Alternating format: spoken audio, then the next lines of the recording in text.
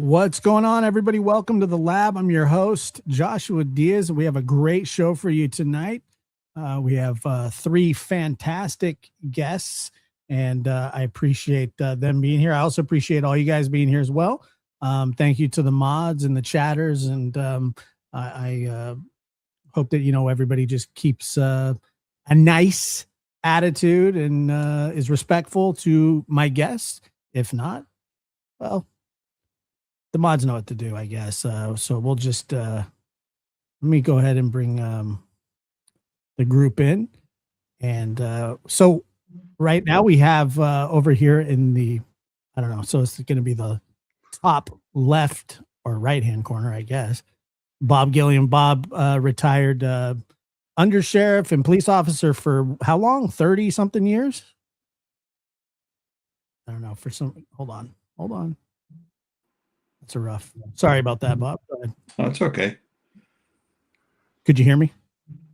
Yes. Yeah, I did 36 years. Many of those years as a detective. Later on, I was as a lieutenant. I commanded a detective unit, and then I went on to be an undersheriff. I'm a graduate of the FBI National Academy and enjoyed almost every year on the job. Very good. Thank you so much for being here. I appreciate it. And thanks for having me.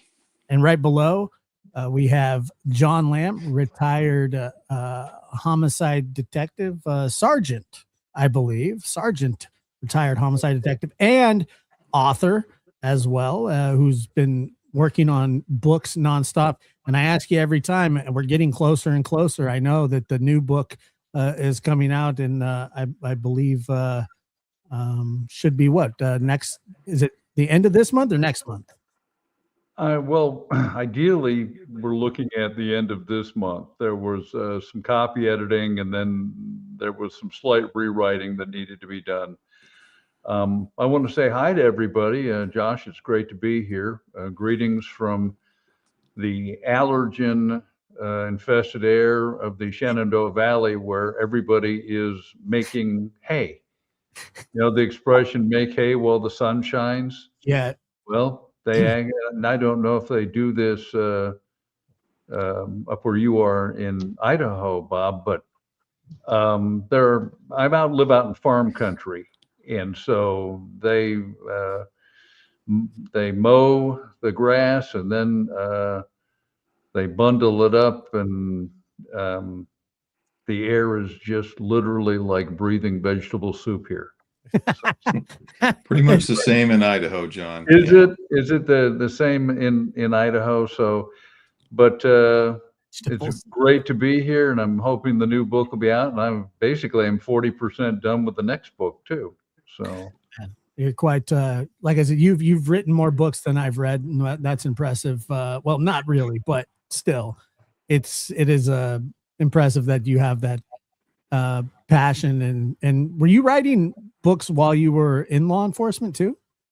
I didn't sell any books. You wrote the ghost tours stuff. Well, I wrote the ghost book, but I was retired by them. I wrote a police suspense novel in 1987. And in 1988, I actually I sent it out to literary agents, and I had a literary agent call me, and this is I don't know if it's a mildly amusing story, but the last thing you expect to do is to hear from a major New York literary agent, and so I was working a homicide at the time. And the secretary yelled, Lamb, incoming call. And so I pick up the phone and I go, yeah, Oceanside Police, Detective Lamb, how can I help you? And this guy on the phone goes, oh, well, you actually are a detective. And I said, well, what do you know? What are the odds? You call a police department, the detective bureau, and a detective answers. And he says, you don't know who I am. And I said, no, I don't. He goes, well, this is Joe Smith. Well, the name is not registered. They're not the real name. And I said, do you know who I am? I go, barring the acquisition of psychic powers on my part, dude, you are a stranger to me. I've got 28 cases on my desk, including a homicide. And so unless you give me your name, I think our conversation is done here. And he says, this is Joe Smith, the literary agent, calling from Manhattan.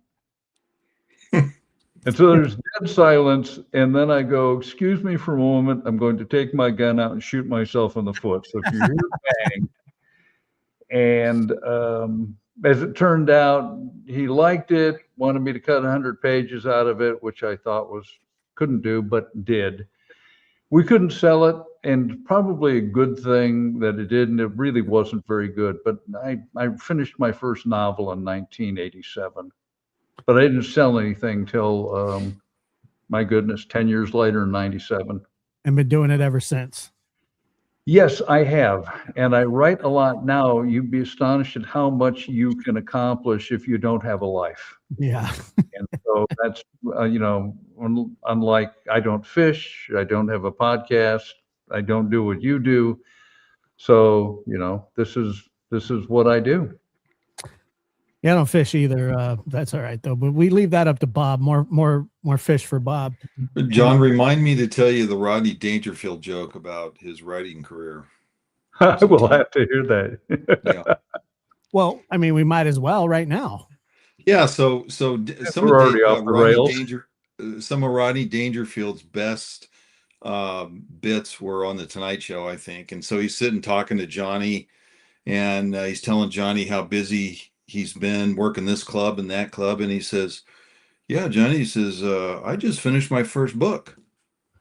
Looks at him, and Johnny goes, oh, great. And he goes, what's it about? And he goes, well, now I'm going to read another one. That's about how I feel about it. And and then at the bottom right below me, he would be the center square if we were playing Hollywood squares, but all the way from Crime Con, I thought it was awfully impressive that you went out to Crime Con, you were there, you were doing your thing, and then you drive all the way home and then do a 4-hour show. Unbelievable. I was exhausted. I can imagine. Did you say thank goodness for meth? Check your check your text too there, Josh. Well, it's great to be here, and love these two guys here. These are amazing human beings, and good to see you guys, lab rats. Aloha. Tell us about your experience at Crime Con a little bit. I know you met a lot of people. I saw you. It was great. I saw you all over X. Not you, but people posting about you. Oh, Chris is here. People are very excited to see you, man. Well, I'll tell you what. That's the reason to go. Meet people. Get to know you. Get to know them. They get to know you in person. You get to hang out. We didn't buy any of the fancy tickets. We just went to a couple things, but most of the time Karen and I just love to be with the people. I mean, that's really what it's about for us. I mean, it's, we've done all the crime stuff, Sure. And we've been doing this panel for a couple of weekends, and it's like, I'm not going to pay to do it. So, I'd rather hang out with the people. So what was the highlight? Just the hanging out with, getting to meet. Getting to meet our supporters and our subscribers and fans and friends, and having people get to meet Buddy, get to meet Karen and myself in person, and we got to meet them. I mean, it was fantastic. We went over to the Westin Hotel. We had our own little meetup where everybody just hung out in the the hangout area there, all the Delta pilots. The official name is called the lobby. It's officially the hangout place. For the hangout area. Yeah. Well, it was Vegas, so I wasn't sure who was actually hanging out.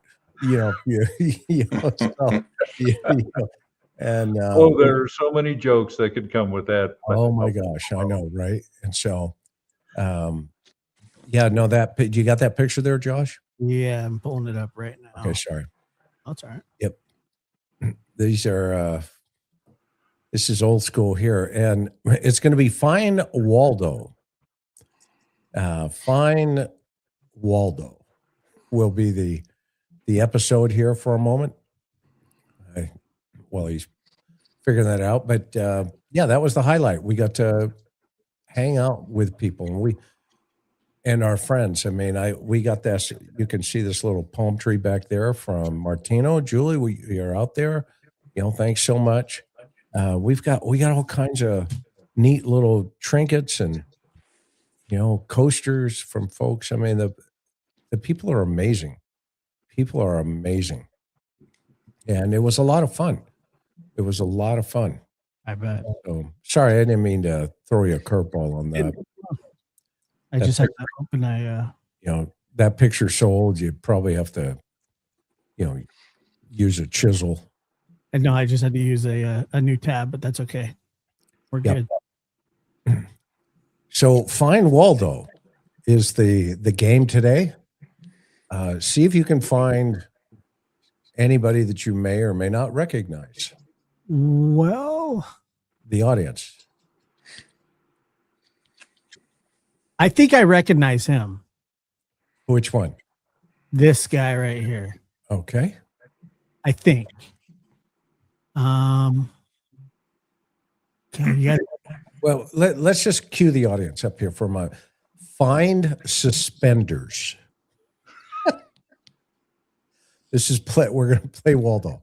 Just take a guess. And no wrong answer. There's some great Americans right there. I'll give you a heads up. The guy straight ahead in the very back was a survivor of the Chosin Reservoir. Bob Pratt. Straight back. Right here? Nope. To the right. Right there. Yep. That's Bob. The guy we were just talking about a little while ago, go to your left. Keep going. Right there. Yeah. That's Jim Wood. Another, they're all amazing human beings. I mean, everybody here, but somebody on this panel is in this photograph. That's John right here. No, close. No, I'm in one of the dresses. Nope. This is John right here. I couldn't get away with a floral print. No. Go to the right. Middle row. Go to the right. One more. There you go. That's me. That's Lambo right there. Detective Lamb right there. And variously known as Lex and then Lambo No Blood. Tommy Lundgren in the background there. Bob George. Tommy. Bob, you had an afro. Or John, you had an afro. I had hair. Rich Derone. Tell him about Rich. Rich is and Ed Selby and Woody. Woodall, Ian Johnson was amazing. Every one of those guys, with the exception of the fellow with the saddle shoes, were extraordinary detectives. Great American. Ron Call was a superb sergeant, as was Chuck Potter, who spoke fluent Japanese. And he also infiltrated for DOJ the bikers, right? Operation Yes, he did. Yeah. You could look that up. That one run. Back in the day, I mean, the Mongols, didn't he infiltrate the Mongols? Yes, he was a member of the Mongols, and are you not in this photo, Chris? No, I'm not in this one. Okay. You were still working SEB at the time, Special Enforcement Bureau, and then there's Rick Anthony, aka Lizard. Lizard, far left. Right there, that's Lizard. I worked with Rick on motors. He was great. Yes. Yeah. Kim Burrell, Purdy, and Russ Savat on the far right. John Yeah, just has that sarcastic like smile on his face.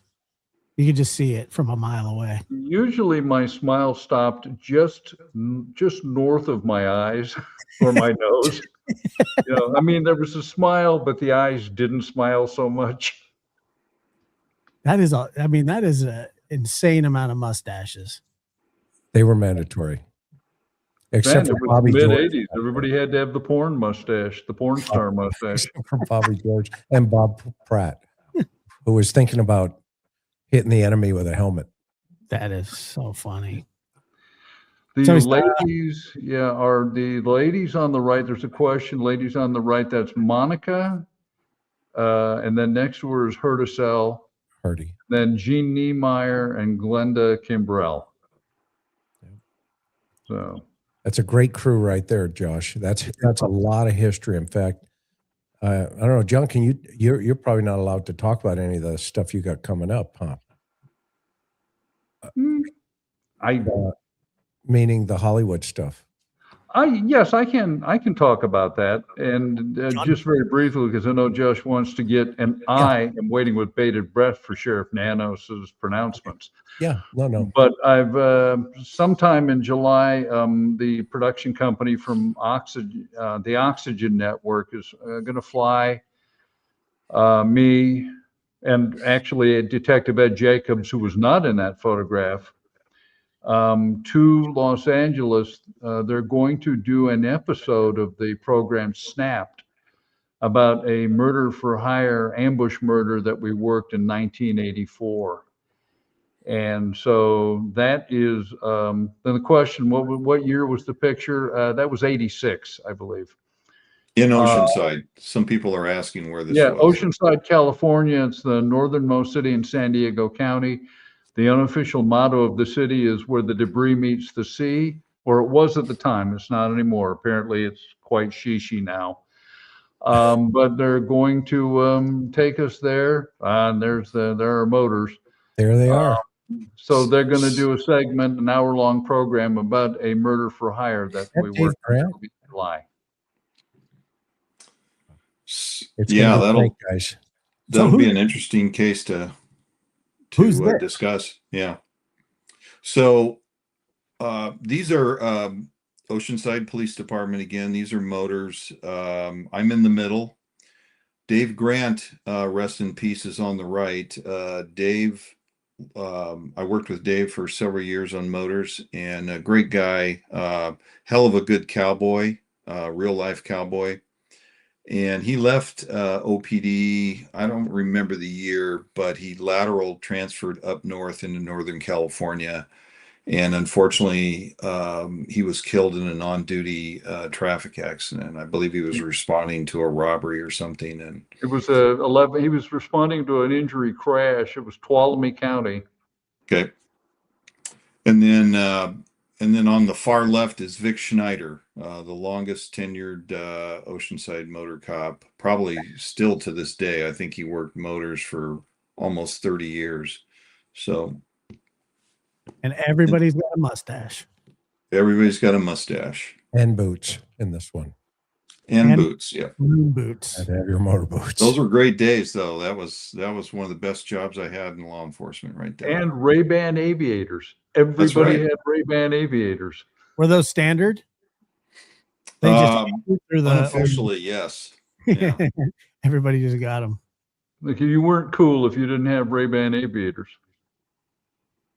Very good. It's a great picture. Awesome. Well, thank you for sharing that. I appreciate it. Yeah. So, we got a new interview with Sheriff Chris Nanos, and I don't know. I don't think any of us have seen it. And I know, Chris, you'd been busy, so you haven't seen it. I haven't watched it. I just knew about it. I think it's about 9-10 minutes long. And so we're gonna talk about that a little bit, and then we're also going to talk a little bit about the your blood trail that you guys were talking about on your show, because I really found that fascinating, and I just thought that we could touch on that a little bit as well. And but really quick, have you guys, any of you, and I've been looking, but have you guys seen anything more about the hiring of investigators by Savannah? I mean, I keep hearing about it, but I've only seen like a couple of articles about it. Yeah, I no, haven't heard anything this week about it at all, actually.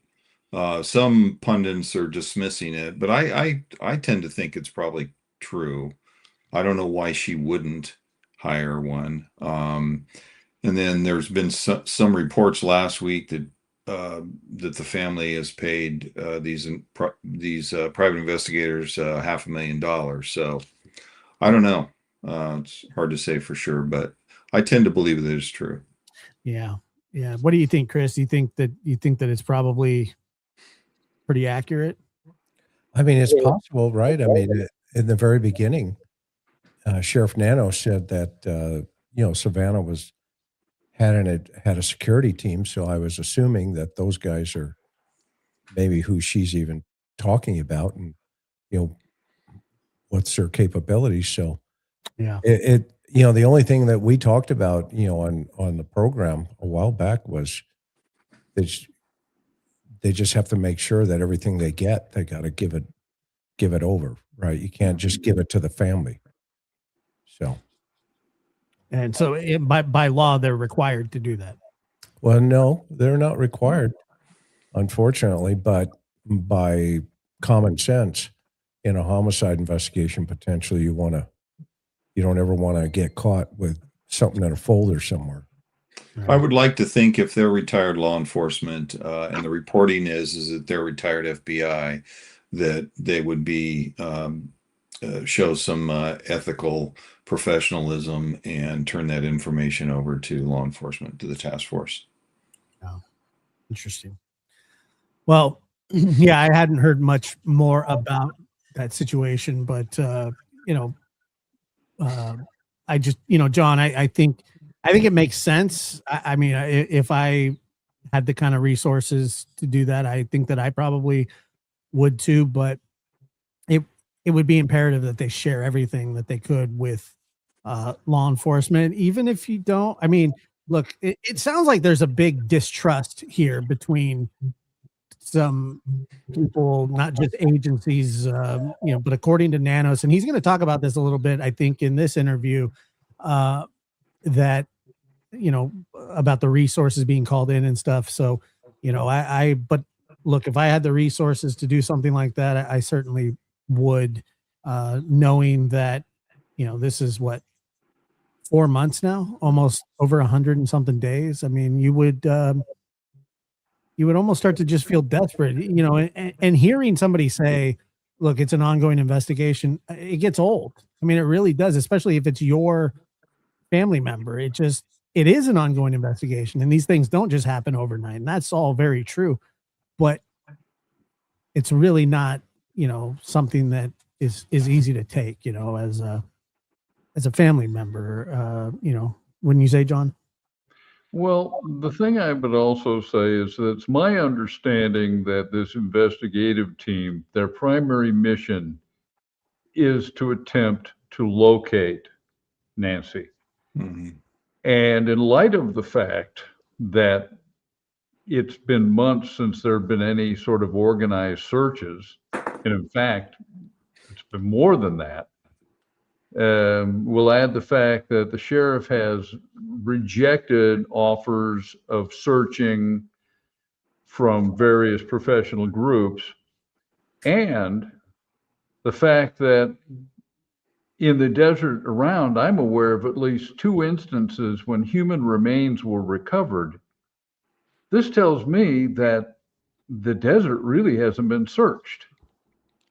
And so this appears to me, if we're focusing on let's find Nancy, one of the things you'd want to eliminate is the possibility that there are physical remains in the desert. And I would think an investigative team, aside from, as both Bob and Chris observed, that there would be a professional view of transferring the information. If they came up with something that was potentially evidence and withheld it, I would say that they'd be running the risk of being charged with interfering with an investigation. So I would think that, but I'm guessing that they're pursuing a very narrow track of, we're not looking for who the abductors are. We're looking for Nancy. Now, they should come up with something else, then so be it. But I can't blame them for laying down the money to do it, because when was the last search done?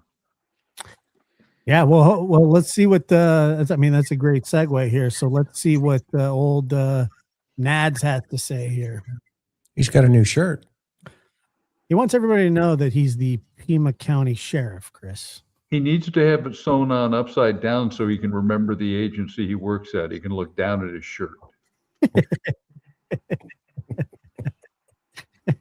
All right. Sure. The general.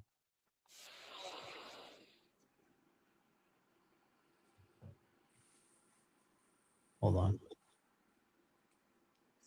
It's just going to be painful. I don't know.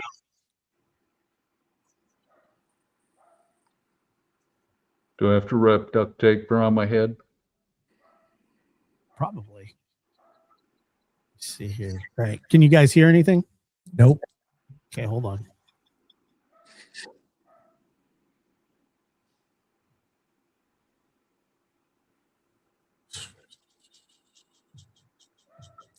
Remember the hula dolls on the dashboard? This is the dog in the back of the Chevy Impala. It's already started. Hey, let me know if you can hear it. And I know. Yeah. Okay. So early on in the investigation, just, I'm trying to look at this, as a whole over the 100 days, that, you all had worked closely, of course, with the Guthrie family. Is that a continued? Day one, we worked with the Guthrie family, but we also worked day one with the FBI. We continue to,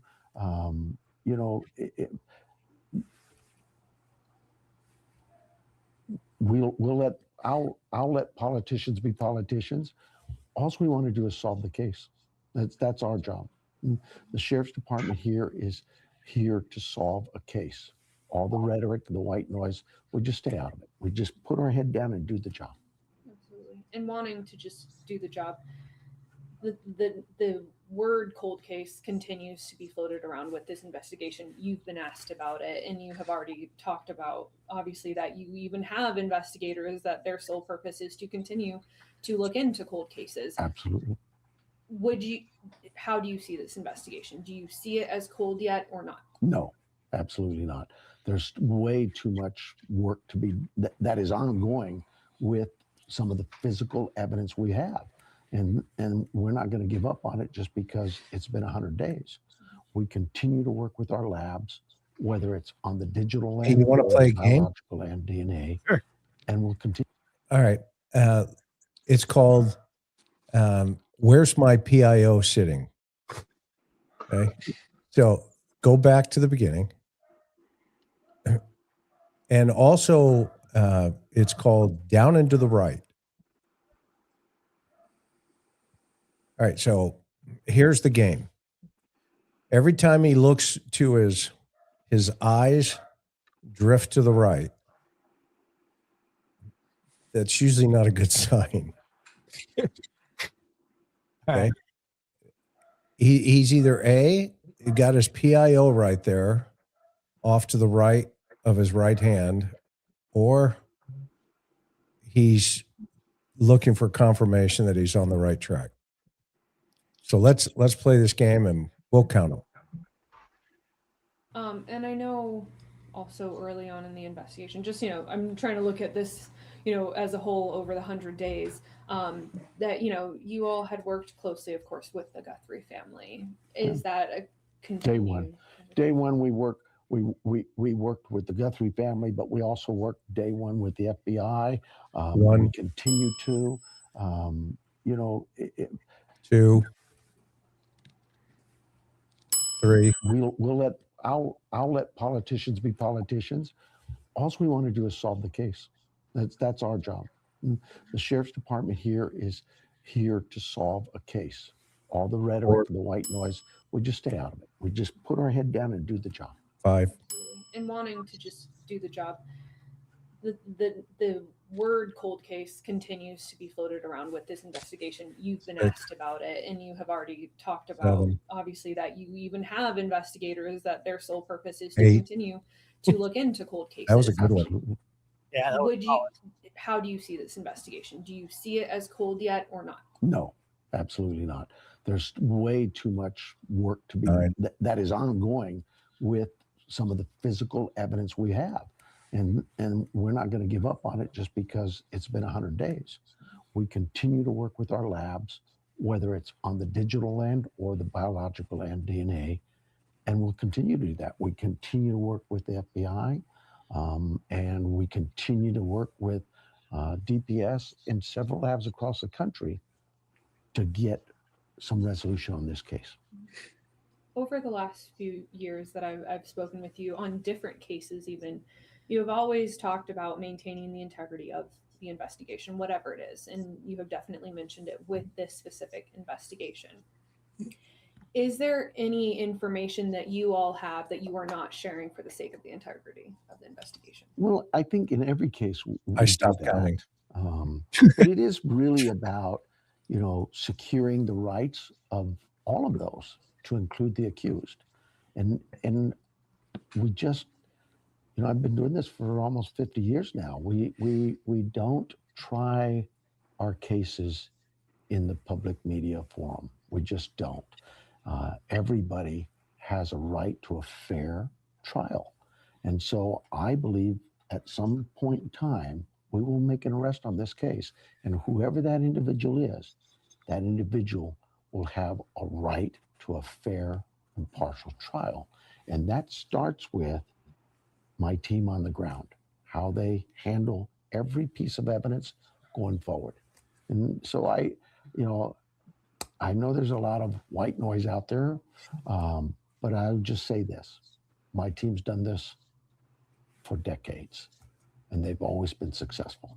That's actually not true, though. The team that he has, from what I understand, hasn't been doing this for decades. Is that correct?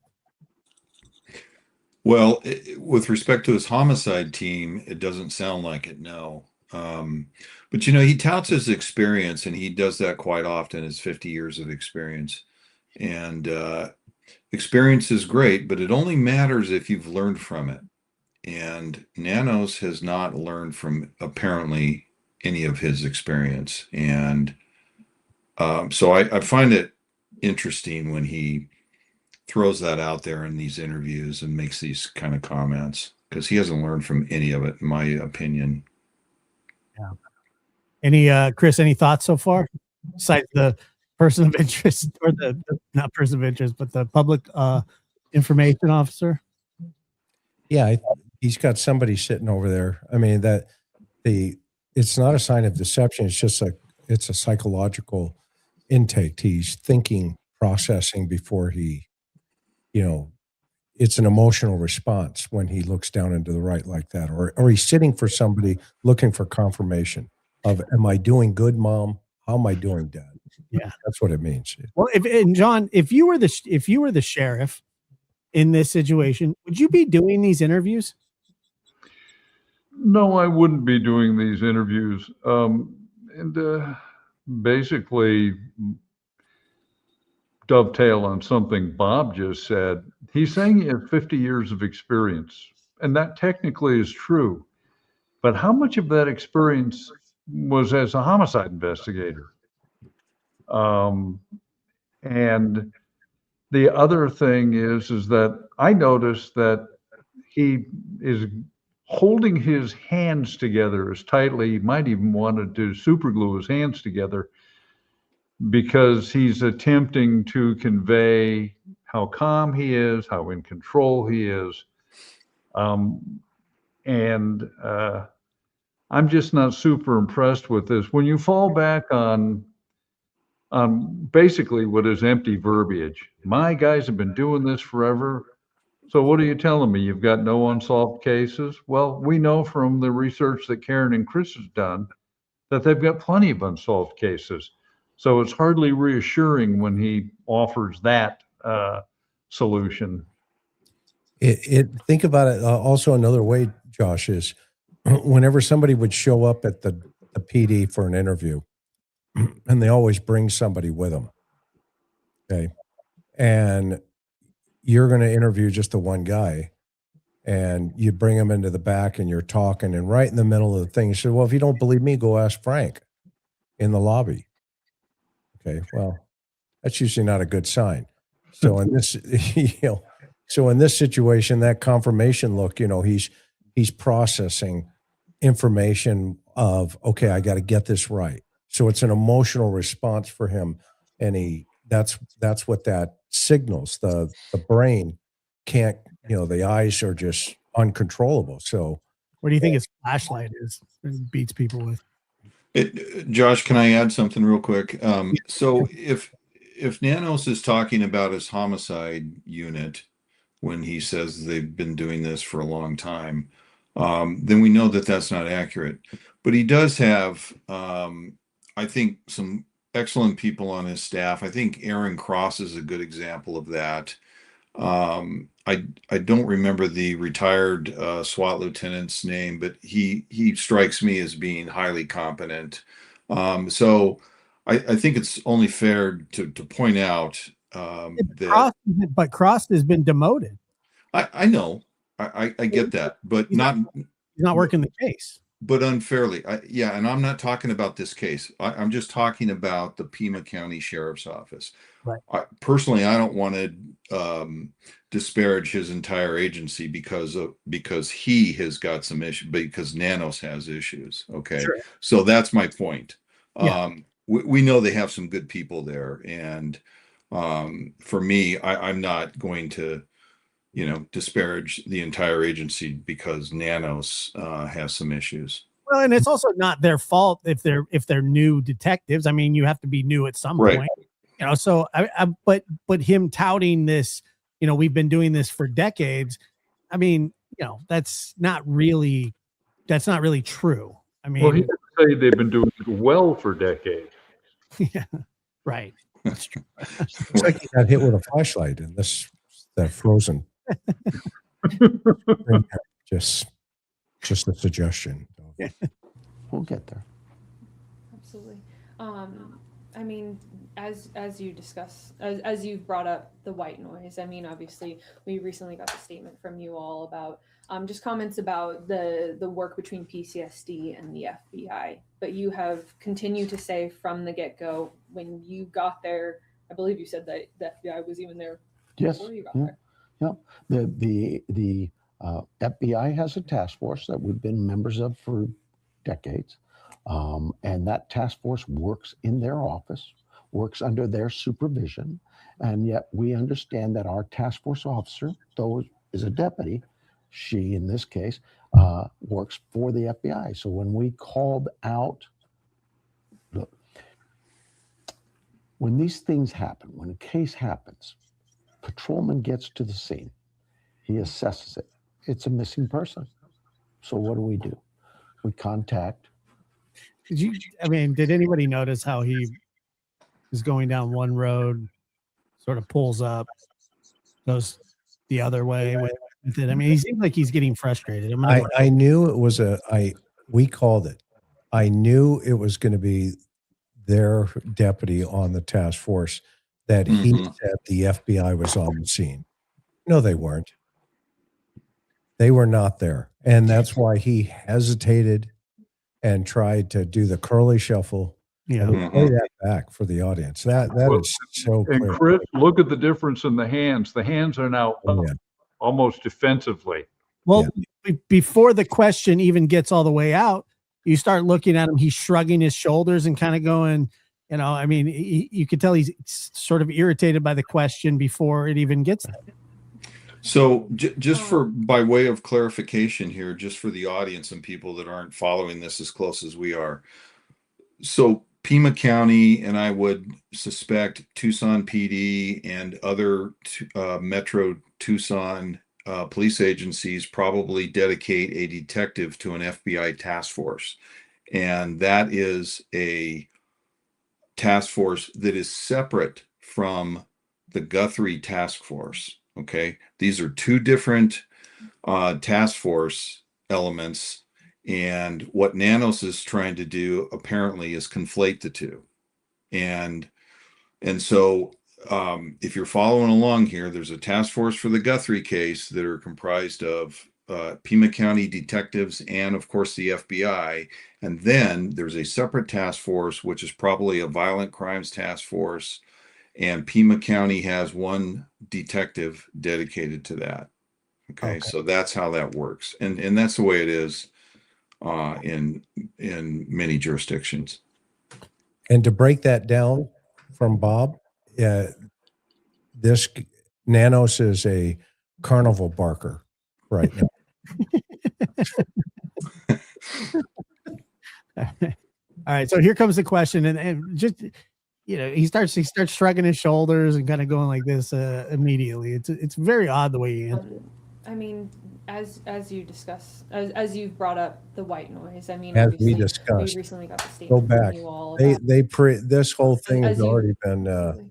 He's got these local journalists under his thumb. Listen to that. Go back. And they've always been successful. We'll get there. Listen to this. Absolutely.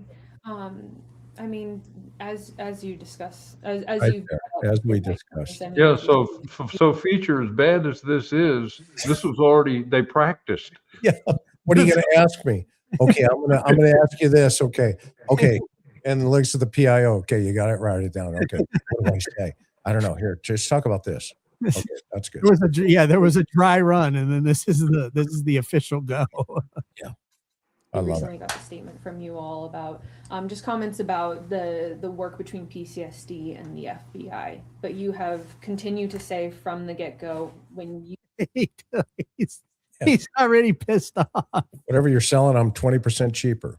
He's like mad about the question already. Chancy, you finished it. got a statement from you all about just comments about the work between PCSD and the FBI. But you have continued to say from the get-go when you got there, I believe you said that the FBI was even there Yes. before you got Yeah. there. The I'll get you away. Yeah. It's just like, it's crazy. It's a task force that we've been members of for decades. And that task force works in their office, works under their supervision. And yet we understand that our task force officer, though is a deputy, she in this case, works for the FBI. So when we called out, look. So what you said there, Chris, is that so he's saying that their task force deputy, are they like the liaison to the FBI?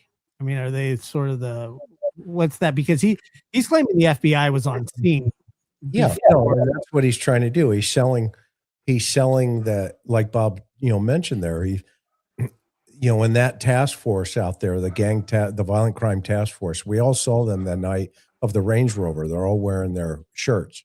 Yeah. Says FBI violent gang task force. Okay, so to Bob's point, each agency gets an officer, and it sounds like there's a female in this one, and she's assigned to that gang task force, and she's cross sworn. Okay, so that means she has federal arrest powers and state arrest powers, okay, while she's on that task force. So when he said, the FBI was on the scene, well, what he's not telling you was, no, my deputy on the FBI task force was on the scene. The FBI, the real FBI, door number 2, okay, they weren't they were nowhere around. In fact, it sounds like they didn't come in for 2 or 3 days. Well, let's just put it this way too. And I know, there are people that the director of the FBI, Ash Patel, said publicly that they were kept out for 3 to 4 days. I mean, he made that very clear. He said it with no No hesitation. He's saying that's not true. Right. One of them is lying. Yeah, he's walking into a bathroom where somebody just took a dump and pulled out the glaze, and he's spraying the air like, nobody smells anything. Yeah. Yeah, he's trying to hoodwink everybody by making that comment about his detective being on the FBI task force. That's all he's trying to do, Interesting. Chris, you certainly paint a picture with words. I will. Yeah, he's a carnival barker right now. You're like the Bob Ross of spoken word. I've been When known. these things happen, when a case happens, patrolman gets to the scene.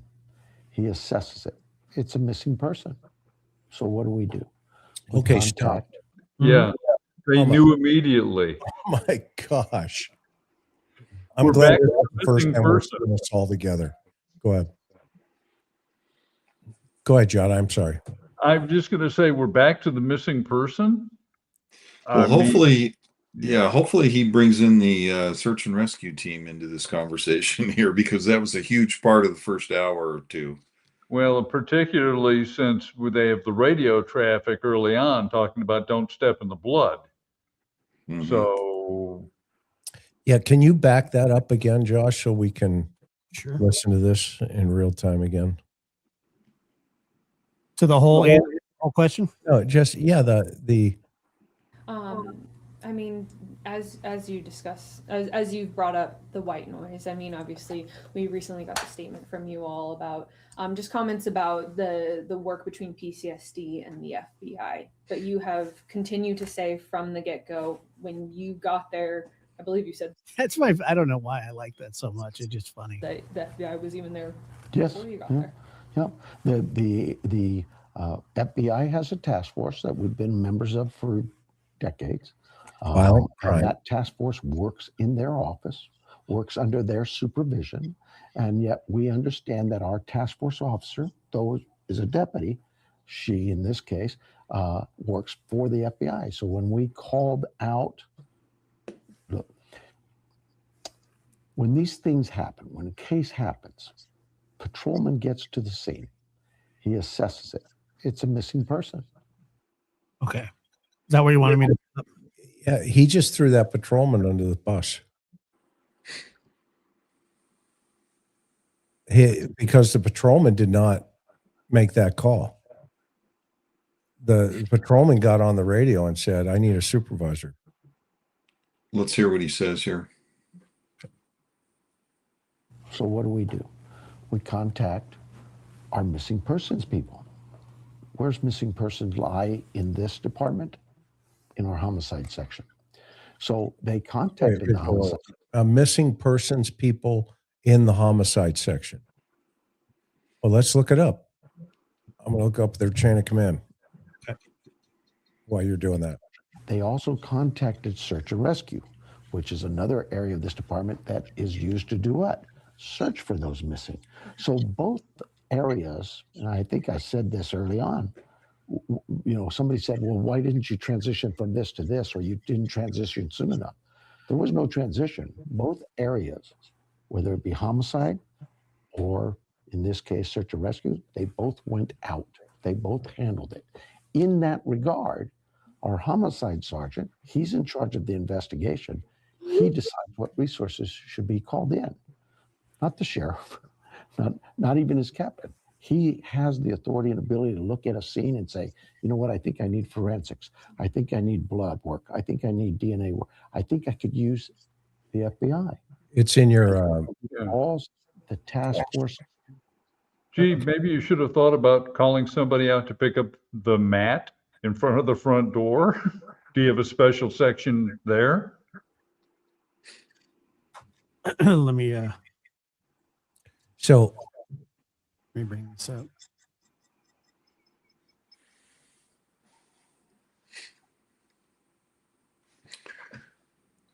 So while we're waiting, I heard from a friend who's retired law enforcement in California, who is now a PI. And in California, in a homicide investigation, a private investigator is obligated to disclose to law enforcement any information on the homicide that they receive I mean that makes sense. that would be pertinent to the case, of course.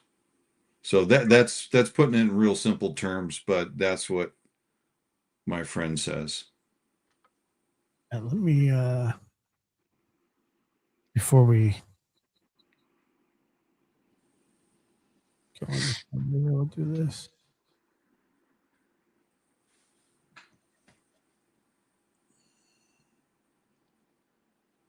Okay, so it's a little hard to see, so I'll have to zoom in.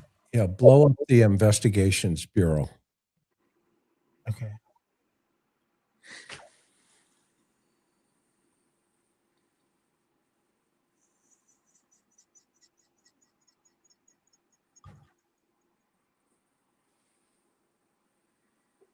Okay, so criminal investigation. Go down. It's going to be, yeah. There you go. They don't have a missing persons. So they got a homicide. So okay, so this right here is what you're talking about. This Yeah, well, the whole thing, that whole column, all the way up, is the chain of command. Yeah. Okay, so criminal, CID. uniform, electronics, community problems, fraud, mental health, investigation group. So there's not actually a missing persons. Fugitive investigations, homicide unit, night detective squad, robbery, assault unit. And they're all very specific units. So, I mean, Yeah, it would be some listed. departments have missing persons, a whole unit. Sure. Right. But now one other thing I want to point out on this. Oops, sorry. You go back. Okay. Yeah. Remember how we always have said that, and he kind of played it off. Nanos. Okay. Right there. That's good. Okay. Now, yeah, right there. Perfect. Look under the violent crimes. Okay. That's what we were in COV. It's crimes of violence. It's what our units were called COV. Okay. We fell under that umbrella. Okay. And you'll see all the different assignments under that umbrella. You've got DV, critical incident, fugitive investigations, homicide, night detective squad, and robbery assault. Okay. Who's the first one at the top up there? Crimes against children, right? And look how they're connected. SA. Okay. Now, what's interesting about this, look on the right column. This is the investigative support division. Look at the very top there. That's HIDA. That means high impact drug trafficking. Okay. Because they are a border town, community, they get millions of dollars in HIDA money, okay, from the federal government. Now look at the resources they have in HIDA. Investigative support, finance, federal support, counter, right? CNA, blah, blah, blah. Okay. Forensics unit, property and evidence. Okay. Terminal operations unit. Guess what they have access to? All the digital devices in the world. UFEDs, Celebrite, all the stuff you can think of. Okay. So again, I still maintain it's an anomaly to have ICAC come out in this investigation with their UFED. Because in reality, that group, that second column to the right, has more resources than ICAC. Yeah. Go ahead. Yeah, no, I mean, I see what you're saying.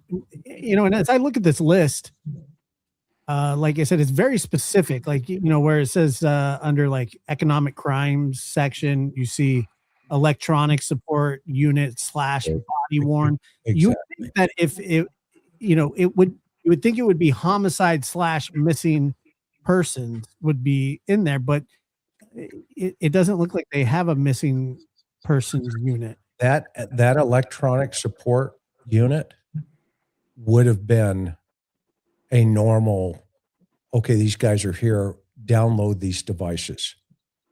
The fact that they called ICAC down at the bottom, crimes against children, okay, was a huge red flag for me. And he tried to whistle that off too. Well, that's what he's trying to do here. So basically he's hoping that the people that watch these, that watch his interviews, and they're kind of calling him out, saying between the feds and the situation there. So he says, well, the feds were actually there, when that's actually not really true, in a sense. And then he says, we called our missing persons / homicide detectives out, but there is no actual on record missing persons division. Right. And that's why, they have an entire unit of electronic support. Now think about that. Okay. It's not like, they need ICAC. Okay. They don't need ICAC. They have an entire unit. They have a whole section of people that do nothing. They show up and you hand them the evidence, i.e. phones, and they do whatever they do. Okay. And he played it off like, the guy showed up with the ICAC team. That's normal protocol. And then other people picked up on that and started pitching that to the public. Yeah, well, ICAC there, it's no big deal. No, wait a minute. Okay. They have an entire unit right there. It says electronic support unit. So he's not telling the truth. I'm saying there's more to the, I'll guess your weight from the carnival barker. Well, Chris, you mentioned with the ICAC, the ICAC investigators, they have very specialized training and protocols they implement. The other thing is most ICAC units are operating under, they receive pretty significant federal grants. Mm-hmm. Yeah. So they are supposed to be investigating ICAC cases. They're not supposed to be used as a sort of, jack of all trades, master of none. They're there to work ICAC cases. That's a great point, Joe. So this is the thing, is that their presence at the scene is not so easily dismissed. Chris and I before, and Bob, we each independently looked at this and said, this is different than showing up at the scene. And look over in the investigations on the far right, where it says investigation support. Look at the bottom. What does it say right there? Technical support section. Okay. These guys could also have access to UFEDs. Well, you have a question there. What is ICAC for those who are unaware? And we tend to fall into using the acronyms. It's Internet Crimes Against Children. So that's what ICAC is. And so if you look at technical support, Mr. K, forensics unit, property and evidence.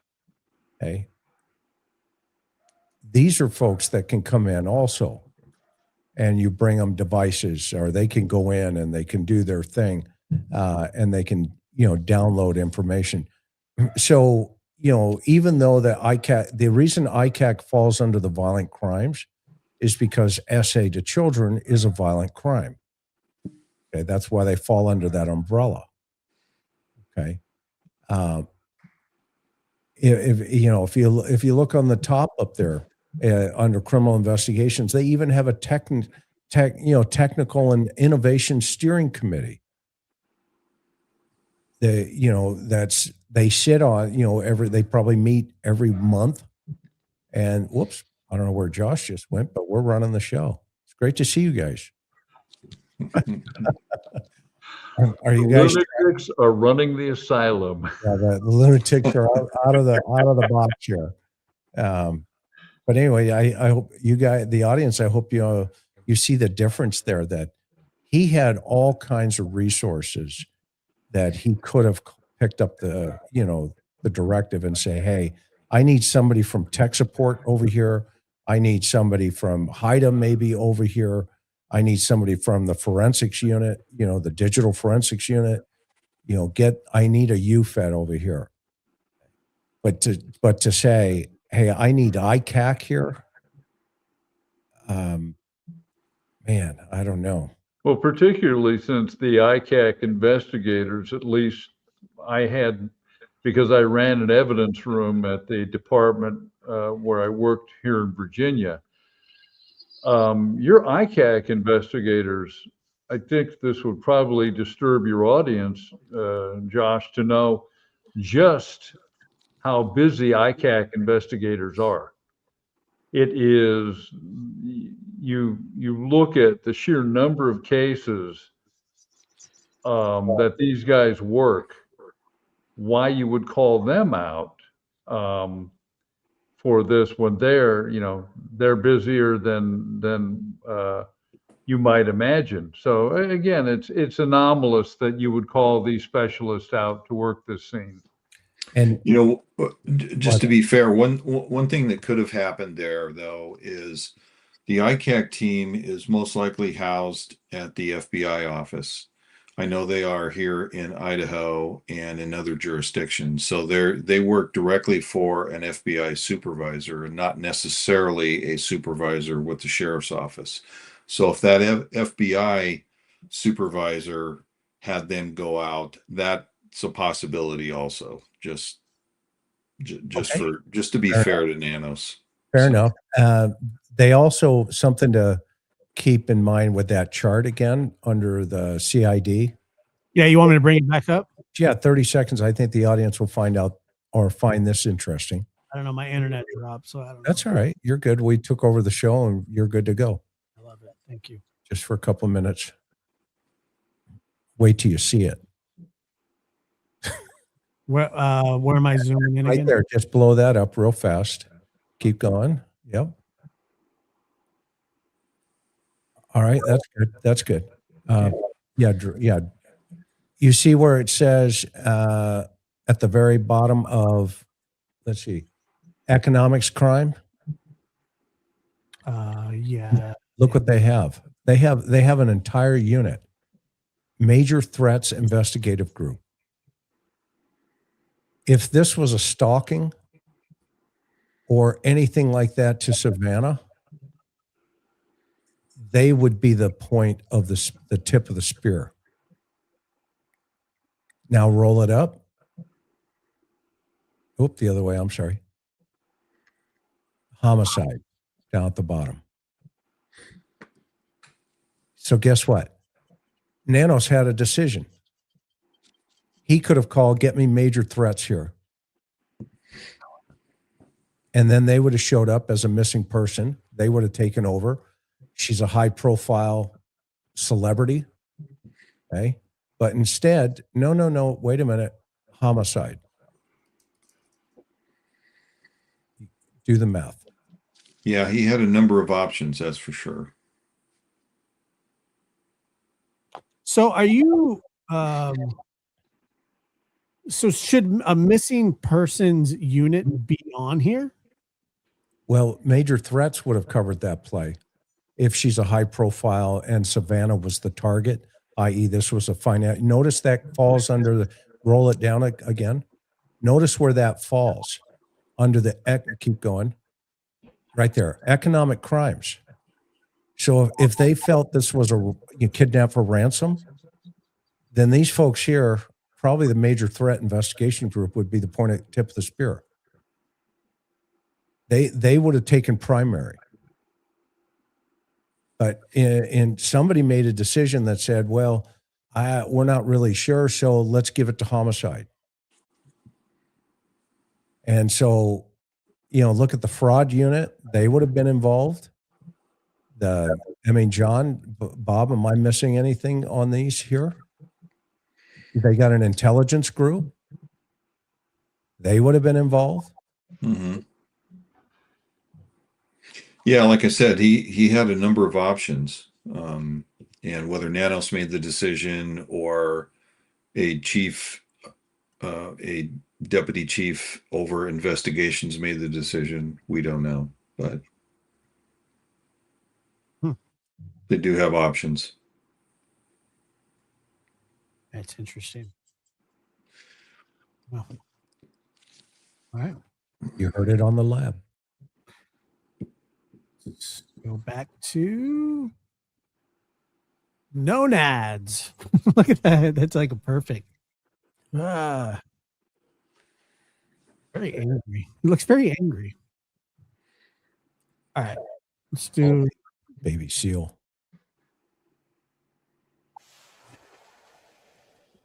No sound.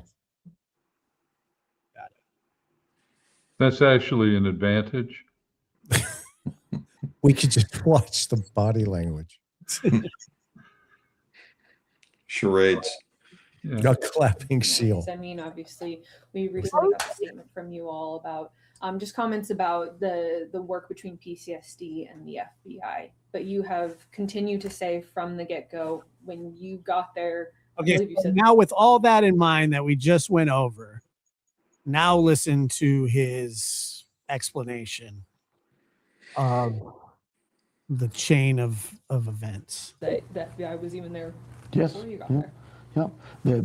The FBI has a task force that we've been members of for decades. And that task force works in their office, works under their supervision. And yet we understand that our task force officer, though is a deputy, she in this case, works for the FBI. So when we called out, look, when these things happen, when a case happens, patrolman gets to the scene. He assesses it. It's a missing person. Okay, stop for a second. We contact. Okay, you notice he stopped and he had a change of thought. He says, when we called out, he stops and he shifts it back to the patrolman. Go to listen to that carefully again. Go back. Yeah, but he did say we called out, not the FBI called out. Yeah. PCSD and the FBI. But you have continued to say from the get-go, when you got there, I believe you said that the FBI was even there Yes. before you got Yeah. there. Yeah. The FBI has a task force that we've been members of for decades. And that task force works in their office, works under their supervision. And yet we understand that our task force officer, though is a deputy, she in this case, works for the FBI. So when we called out, look, when these things happen, when a case happens, patrolman gets to the scene. He assesses it. It's a missing person. So what do? We contact our missing persons people. Where's missing persons lie in this department? In our homicide section. So they contacted the homicide sergeant. They also contacted search and rescue, which is another area of this department that is used to do what? Search for those missing. So both areas, and I think I said this early on, somebody said, well, why didn't you transition from this to this, or you didn't transition soon enough? There was no transition. Both areas, whether it be homicide or in this case, search and rescue, they both went out. They both handled it. In that regard, our homicide sergeant, he's in charge of the investigation. He decides what resources should be called in, not the sheriff, not even his captain. He has the authority and ability to look at a scene and say, you know what, I think I need for. He just sort of wiped his hands of all the decision making there as well. Mhm. And, Yeah, he and the did. homicide guy, it never worked a murder. He went all Pontius Pilate on us. Yeah, he washed his hands. Look at this watching Mystery Science Theater 3000. Look at his big smirk. Yeah. There was no transition. Both areas, whether it be homicide or in this case, search and rescue, they both went out. They both handled it. In that regard, our homicide sergeant, he's in charge of the investigation. he decides what resources should be called in, not the sheriff. Let's interpret what he's telling the public, Go ahead. or what he's not telling the public. The homicide works the interior of that house, and the search and rescue folks are outside searching for a body or a missing person, something. So he's right.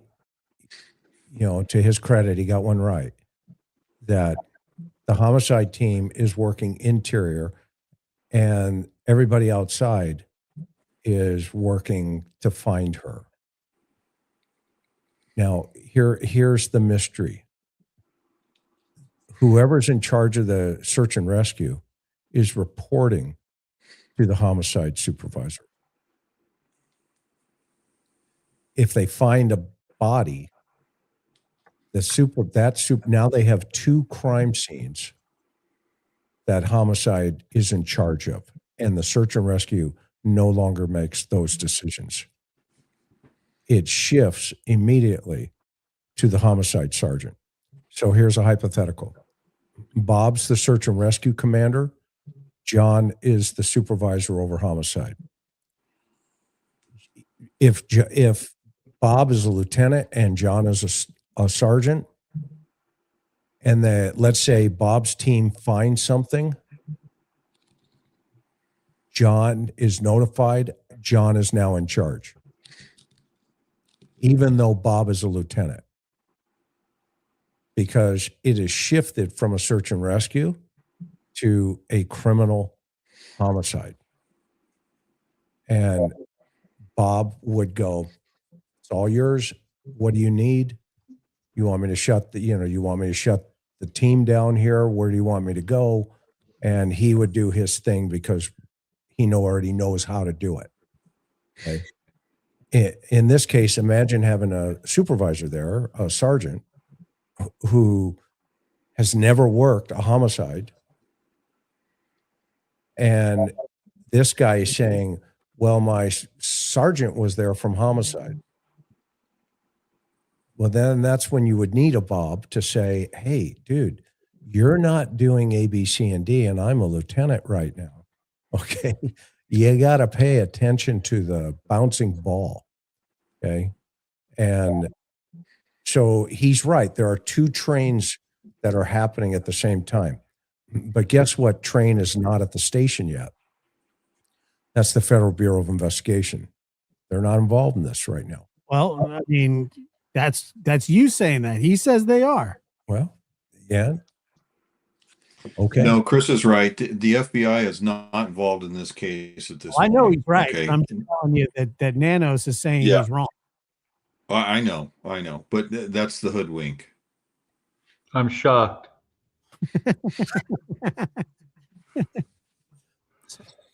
I'm Captain Renault from Casablanca. Shocked to discover there's gambling at Rick's Cafe American.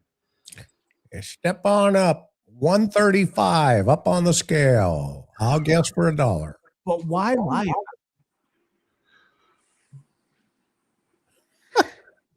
Well, he's trying to deflect criticism for not calling the FBI in sooner. That's what he's trying to do. Yeah. I mean, it's just damage control. I mean, is that all this interview is really to him? Well, yeah. Let's hear the rest of it. You know, what do you suppose is the most important thing in his universe? Him? You nailed it. You've already got your answer as to what the purpose of this is. He's walking around the car going, "What scratches? This one right here?" Come on. He just got this shirt back from the embroiderer, by I the can way. buff that out in a half hour. Give me a half hour. I'll be right back. Look at his smile, too. That's funny. He's selling the sham wow. Remember the sham wow? You remember this? Yeah, yeah. $29.95. You know, comes. That was what Earl Drive would make your car for. Well, sham wow. That's not all. There's more. Well, if he starts calling himself Cal Worthington, we know we have a problem. Oh my gosh. Kick the tires. captain. He has the authority and ability to look at a scene and say, you know what, I think I need forensics. I think I need blood work. I think I need DNA work. I think I could use the FBI. And so when he calls the task force officer, our liaison to the FBI, he calls that individual detective, says, I need your assistance here. Come out. Stop right there for a second, Josh. Mhm. So that would not be proper protocol in really any jurisdiction to have your detective, even though the detective is embedded with the FBI, you would not go through your detective. You would have a command officer, probably a deputy chief or the sheriff himself, make a call to the SAC in Tucson to get the FBI's assistance. That is not Formal request. exactly. And then the verbal request is followed up in writing. Okay. So that is totally misinformation, what he just said. He's probably confused, Bob. Yeah, and play that out, Josh. Yeah, hey, this is Sergeant. I've never worked a homicide. Yeah, can you send my task officer over here, please? Okay, dokie. Click. I need blood work. I think I need to look at a scene and say, you know what, I think I need for even decides what resources should be called in. Not the sheriff, not even his captain. He has the authority and ability to look at a scene and say, you know what, I think I need forensics. I think I need blood work. I think I need DNA work. Forensics is blood work. The FBI. Somebody let him into the secret. Task force officer, our liaison to the FBI, he calls that individual detective, says, I need your assistance here. Come out. She did. She was there before I got there. I didn't know it that night, but I knew she was there. That very next morning, we're in touch with the FBI. Look, day one, I hear all the white noise about this. I can only tell you, day one, the FBI was involved in this case, and they continue to be involved in this case every single day. We have briefings with them at their office every morning to discuss where we're at. This guy's a liar. I cannot This morning, stand I this already guy. got a briefing. You asked. That's what I'm saying. He's holding a press conference just to The world. He is projecting to the world that law enforcement cannot tell the truth. It drives me crazy. It's like, why he would do this. I don't understand this. It's possible he actually believes it, Chris. Yeah. Which brings up an entirely different set of problems. Right. yeah, that's true too. Are there things I know that, yes, absolutely there are, but it's not done because we got to keep it secret. It's done because we got to protect our case. Absolutely. This question might be not really for you, so I understand if not, but just those, the ransom notes. Do you know if those are still being looked into? I know that you said those were handed over to the FBI. That's all the work for the FBI. I know that they have all of that, and they share that information with my team, and we'll leave it there. Okay, definitely. Well, those were all of my questions. Is there anything else that you want to say? No, just that, like I say, the Sheriff's Department's committed to one thing and one thing only: resolving this, finding out who did this, and hopefully finding Nancy as well. But the reality is simply this: we're policemen. We're here to investigate a crime. Can you stop for a second? That was a very interesting choice of words. And I don't know. Nancy came second in his choice of words. And when you play it back, listen to this very carefully. He goes, and Nancy as well. Listen very carefully. Almost an afterthought. She's an afterthought. Yeah, he uses the term white noise because he doesn't. White noise, somebody wanted to know what that was. White noise he is employing as a mushy phrase instead of actually claiming that he's being lied about. So he's saying it's white noise, being very dismissive of it. You want to say? No, just that, like I say, the sheriff's department's committed to one thing and one thing only: resolving this, finding out who did this, and hopefully finding Nancy as well. But the reality is, So the sheriff's department is committed to resolving this. Who did this? And hopefully finding Nancy as well. That's a really interesting structure of statements. So everything that he starts with in these interviews is first about him, i.e. the sheriff's department. Secondarily, trying to figure out what's going on here and how that applies to Nancy Guthrie. I think these people, at least this guy's confused from day one on this entire incident here. And the fact that he says, I get a briefing, they brief my people every day at the FBI. Okay. Instead of saying, well, I have 5 people over there and they're this is a homicide investigation and we're sitting here talking about this. And because the FBI has not come in any way, shape, or form yet and told the world we're the tip of the spear. And I'll bet you they are not. The way he's saying this stuff, I'm afraid that is, sweet talk for, and I'm trying to be careful on how I say this. That's sweet talk for the information's flowing one way, and it's not ours. I think that's what he's dancing around here. I still believe there are 2 trains that left the station. I said this, 4 months ago when this all happened.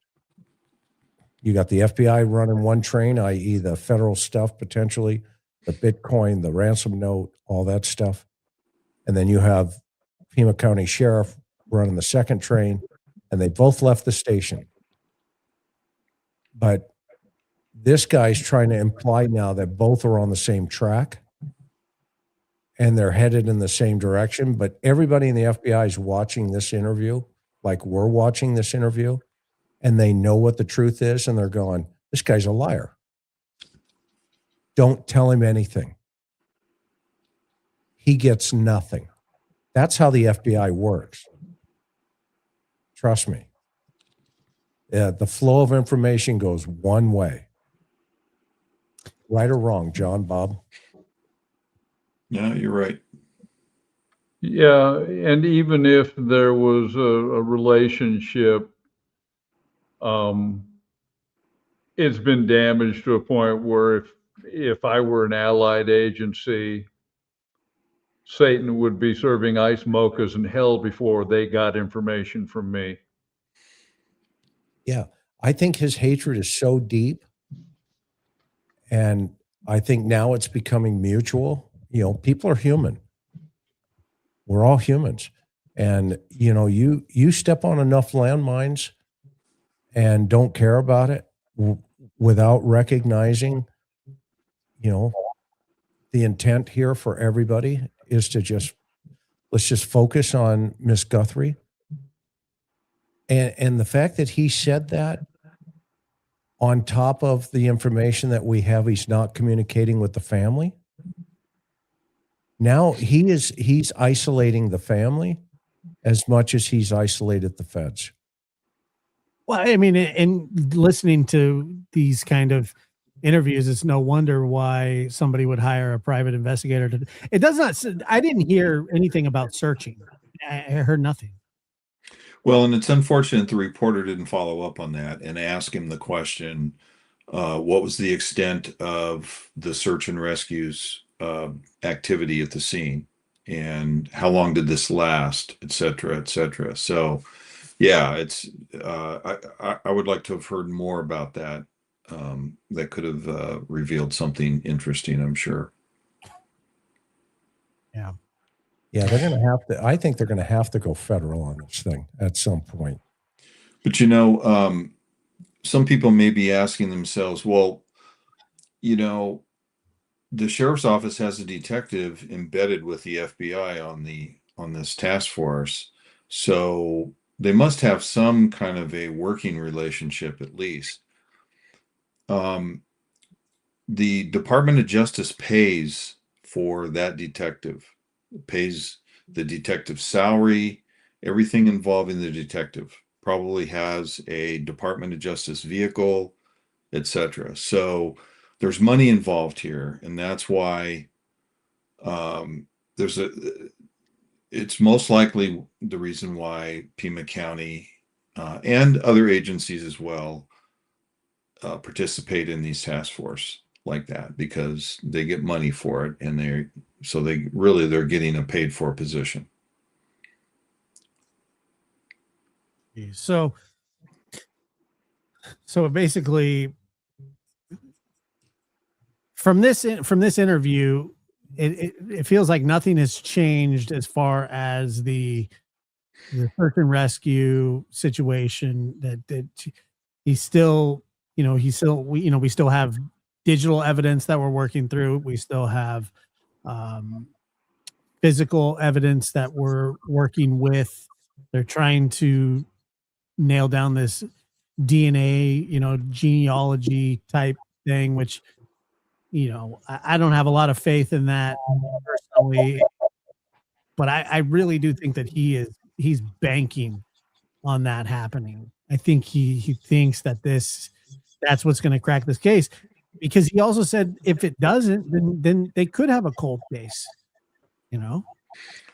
Yeah, I don't just. This is just my opinion, and to be very clear, I don't think this case is anywhere near being cold. That's just my opinion. I see nothing to indicate that the case is cold. Just because we haven't heard from the task force, just because they're not asking questions of the public, looking for this or looking for that, doesn't mean the case is cold. And then we hear about all these so-called sources close to the investigation saying this and saying that. I don't put a lot of stock in that type of information. I do believe that they're working suspects or a suspect, and I think they're continuing to follow leads and put a case together. And therefore, it's not a cold case. So I don't think it's anywhere close to that. Yeah, I mean, I think sort of the definition of a cold case would be when you have run out of all leads and run out of all things to test, and you've exhausted everything. That's a cold case from the way that I understand it. I've covered a lot of cases that were cold because they basically were sitting around waiting for stuff to come in, and that would be a cold case, correct? Yeah, well, if they've exhausted all leads and they're at a standstill, essentially, that's a cold case. Remember the Corey Richins case that we all just heard about over the last 18 months or so? That took a year to arrest her. All right. So just, as much as we all want some answers right now, as much as we all would like to find Nancy, again, this is not a cold case in my opinion, and we just have to be patient and let these detectives and agents do their job, because I think we're gonna get some answers. I can't tell you when that will be, of course, but I do believe this will be solved, and again, it's not a cold case in my opinion. So let's take a look at these two links I just sent you, Josh, and let's start with the first one at the bottom, the FBI. There it. Okay. Well, we'll start here. So this is for the public to understand what we have been talking about from day one, okay? Because there's some confusion. There's a lot of confusion. When people say, you know, I was in the FBI and I worked on a task force, well, okay, great, but you didn't work homicide. Okay, there's a big difference. It's like this gigantic. It's like saying, yeah, I flew over the Grand Canyon, but I didn't hike the Grand Canyon. Okay, this is what a violent crime task force does and is. Can you make it a little smaller so people can see it? Okay, right there. Whoops, sorry. All right. Oh, whoops. That's all right. You're good. See, it says the violent gang streets safe streets task force is the vehicle through which all of the federal, state, and local law enforcement agencies collaboratively address the violent crime plaguing communities. The FBI Safe Streets and Gang Unit Administrators, 178 violent gang safe street task forces nationwide. Okay. These task forces pursue violent gangs through, blah, blah, blah. Basically, they chase guns, they chase bad guys, they chase, drugs, they chase all kinds of stuff. Now, when there's a warrant put into a system and he's a gang member, okay, that could go to a violent gang task force to go find the guy, go get the guy, okay? Mhm. If for an example, there's a warrant and he's not a gang member, that would go to the U.S. Marshals.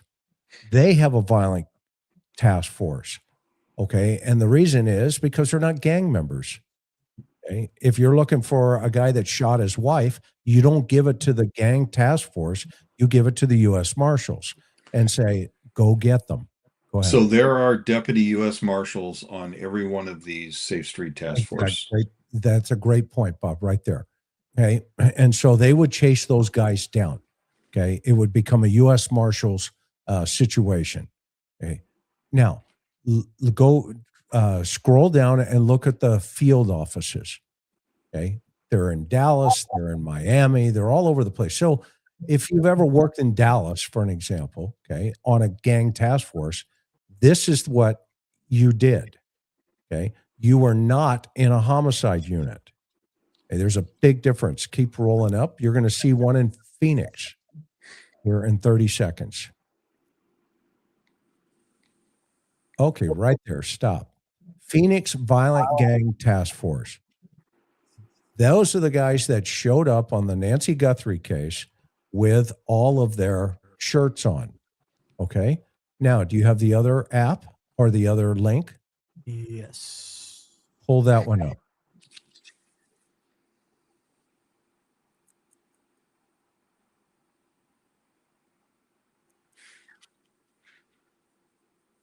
Okay, so there's no confusion here. This is a gang task force. That's where they're at right now. Now, okay, you see this? Okay, roll it up.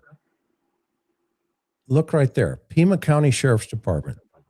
They have 1, 2, 3, 4, 5, 6, 7, 8 agencies in this violent gang task force.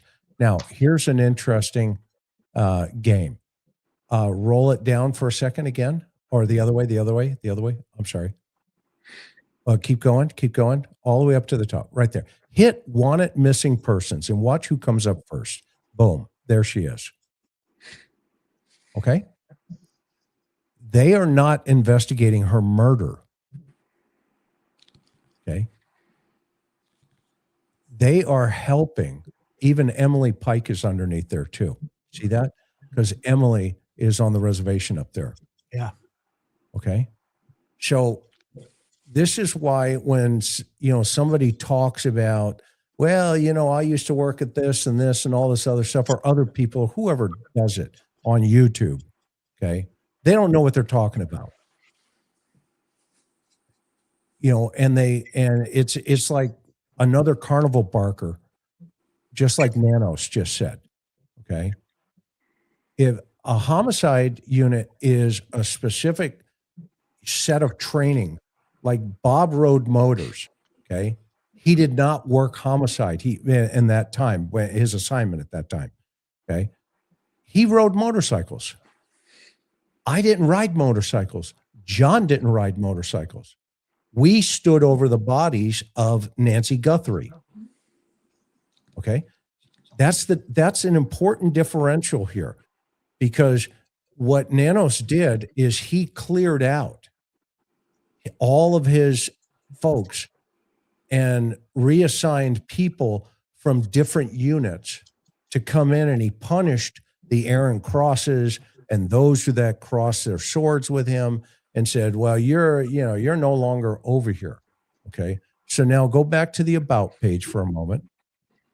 At the top there, the tab about. This is what they do. Roll it up. They got satellite offices. Look where they're at. All the way out to Gallup, New Mexico. And why is that? Now I want you to type in Navajo. See, they're up in the Navajo Nation up there. And there are also task forces within task forces in the Navajo Nations, and the tribal police, and in the BIA, the Bureau of Indian Affairs. There's all kinds of, and even, the Apache tribes up there, the Hopi. All of these individual tribes have their own police agencies. Okay. And guess what? They're not on these task forces. Okay. If it's a federal land, then the FBI investigates it. But if it's out in town, then the various sheriff's agencies, like the Navajo County Sheriff's Department up there, near, up in the mountain up there. And that's why Emily Pike is being investigated by BIA, but she's on the task force page. That's the little girl that was dismembered and thrown off the 60 up there. And I did a whole show on her. Yeah, I remember. And I went up there, and I know this area very, very well. So I wanted the public to understand the reason why there has to be a separation here, because people just kind of make up stuff, and then they apply it to their experience and say, well, when I was on a task force, yeah, okay, fine. You were on a task, great. I love it. Perfect. Wonderful. Okay. But you weren't on a homicide team. And there's a huge difference. Sure. I can say I rode a motorcycle, a Harley, but I'm not Bob Gilliam. I never did it as a job. Okay. And for me later on to go around and say, yeah, I've ridden motorcycles when I was a law enforcement officer. Well, guess what? We used to have an off-road motorcycle team. It was me, Ziggy, and Rich Anderson, and Rich Davis. We had 4 motorcycles. Remember that back in the 80s? Mm-hmm. And we used to, guess what? That's as close as I came to a motorcycle. Yeah, and it lasted, I think, through the summertime, 3 months. It was a temporary assignment. So those Safe Street task force detectives and agents, they're running and gunning all the time. No doubt. But as Chris said, they're not homicide detectives. I mean, they have a specialty, and that's generally working gangs and tracking people down, and they're very good at it, at least from my experience in working with them over the years. They're extremely good at it, and in most situations, they work very closely with homicide, because in many cases, the suspects that homicide detectives are looking for have gang connections. Yeah. and or career criminal connections. So they work hand in hand, but they don't have, in most cases, they don't have that specialty of being experienced homicide detectives. They work hand in hand in apprehension. But Ruben Sandoval did not get called at 3 o'clock in the morning. I mean, right? Ruben probably knows more gang members in Southern California, and I'd put him up against anybody at LASD or LAPD. He was working cartel stuff. But when, something would hit over in Pasole, Reuben came in the afternoon the next day after you've been up for 18 hours and say, what do you got? Well, we got A, B, C, and D. I need you to go find these guys. Okay. When I did the pier shooting of the quinceañera between Vista and Center Street, the guy was, remember they mowed down 6 people underneath the pier with the SKS. Remember Never that? forget that night, Chris, because I was 200 yards away when I heard the gunfire going down. I was a patrol sergeant at the time, and Yep, they I was a mowed case 6 agent. people down. Yeah. And it was, you had homies from Vista home. It was Slow Joe was the suspect I ended up arresting from Vista. And then Community center. who was the kid from Center Street that had his hand blown off? And he, this night he put his hand up and they blew off, they almost blew the other one off. And we called them the colostomy gang when it was all over, because what happened was at this quinceañera, everybody got invited to the party. And so you had homies over here from Vista home, and you had Center Street on this side, and you had a couple of Pasole in the middle. Okay. And everybody was mad dogging. And of course, at the end of every quinceañera, let's drive by. Yeah, let's just go outside. And Home Fries grabbed a 9 and capped one of the homies, and then all heck broke loose. Well, one of the guys from Vista pulled an SKS out and just went, and everybody was running, and 3 of the 5 people that got shot took it right through the rear. Okay, and that 223 blew out all of their intestines. So we called them the colostomy gang later on. Remember, John? You have no concept of what it's like. I was the very first unit on scene because I was, as a patrol sergeant, in the beach area. And when you hear the Battle of Guadalcanal erupt 200 yards away, and by the time you get there, you drive up on a scene and you just have bodies everywhere. And John had it high and tight by the time we got there, because, his team shut it all down, and they had the dead guy out on the beach. We had bodies everywhere. And I remember going down to Scripps, I forget the kid's name, what was his street name? Was it Casper? The one with the hands, I think it was Jasper, and they life flighted him to Scripps. We're talking about the UCSD hospital in La Jolla. Yeah. And we didn't mean to hijack this, Josh.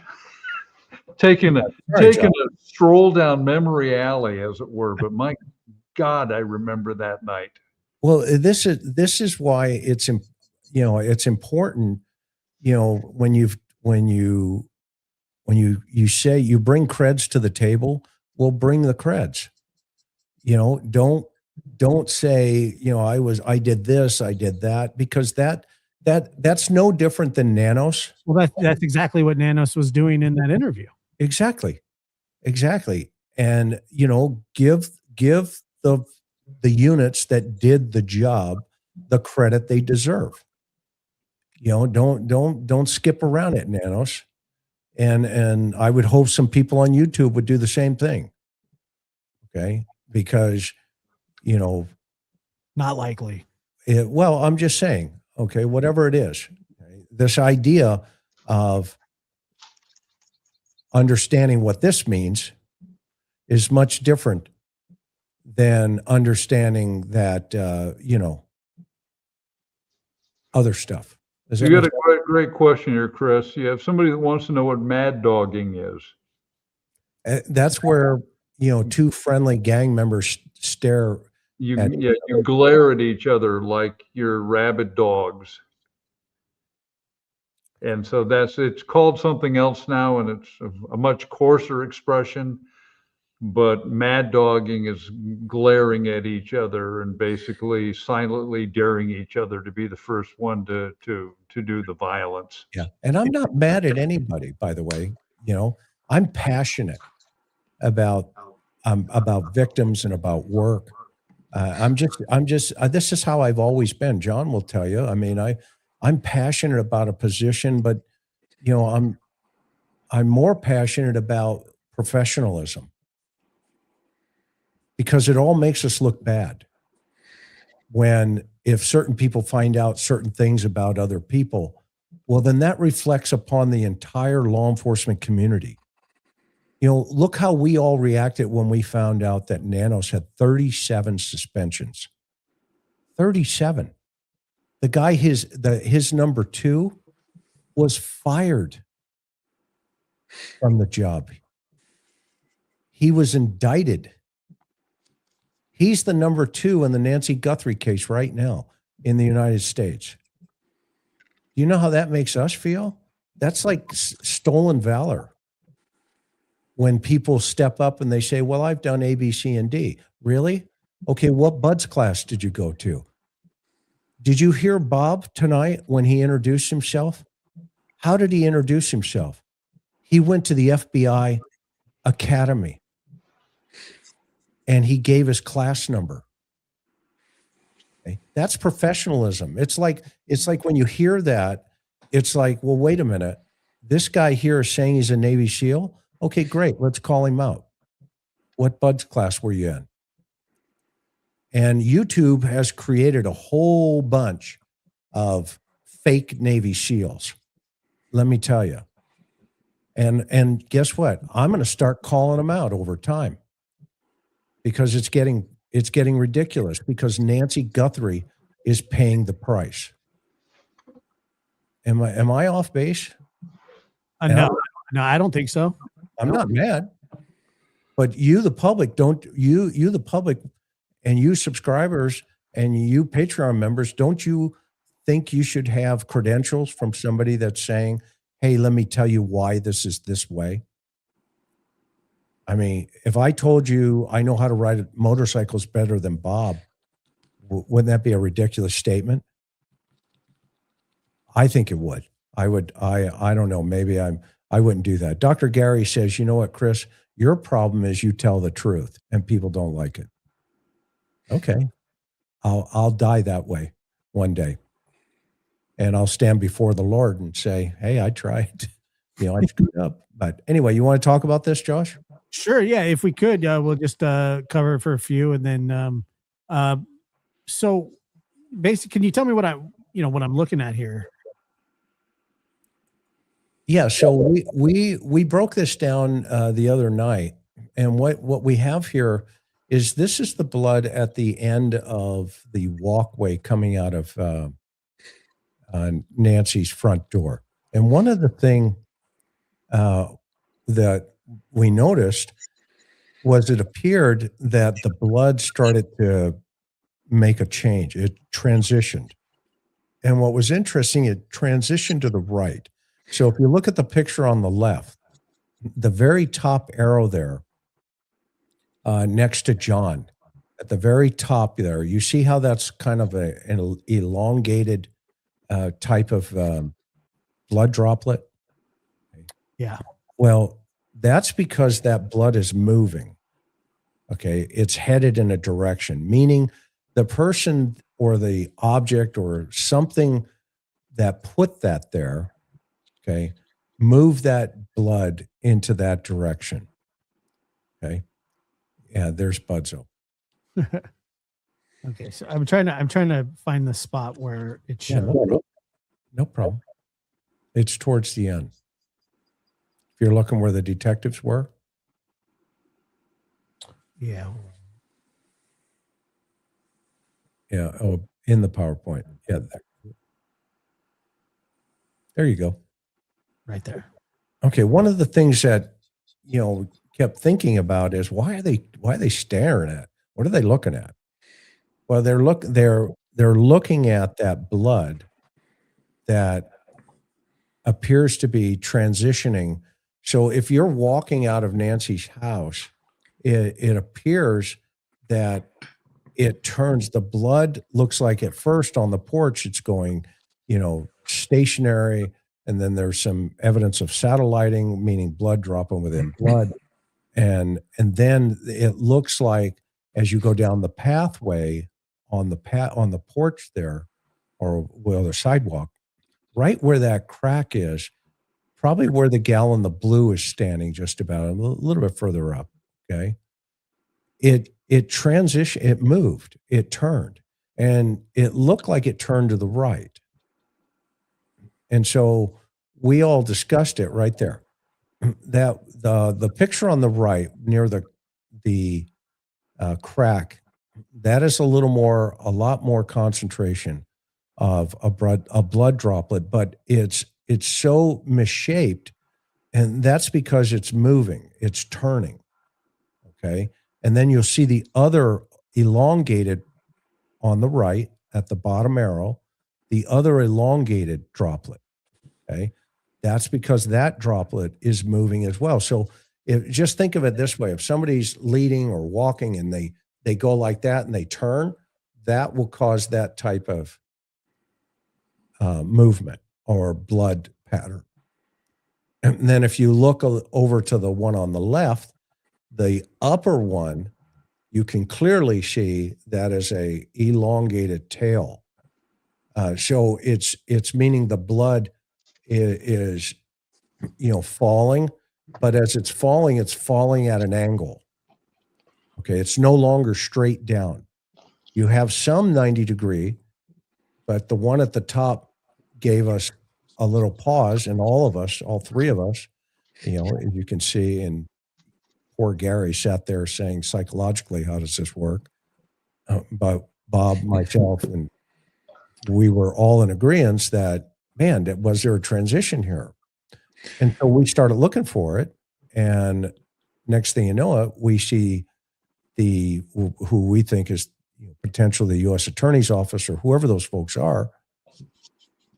They start following it.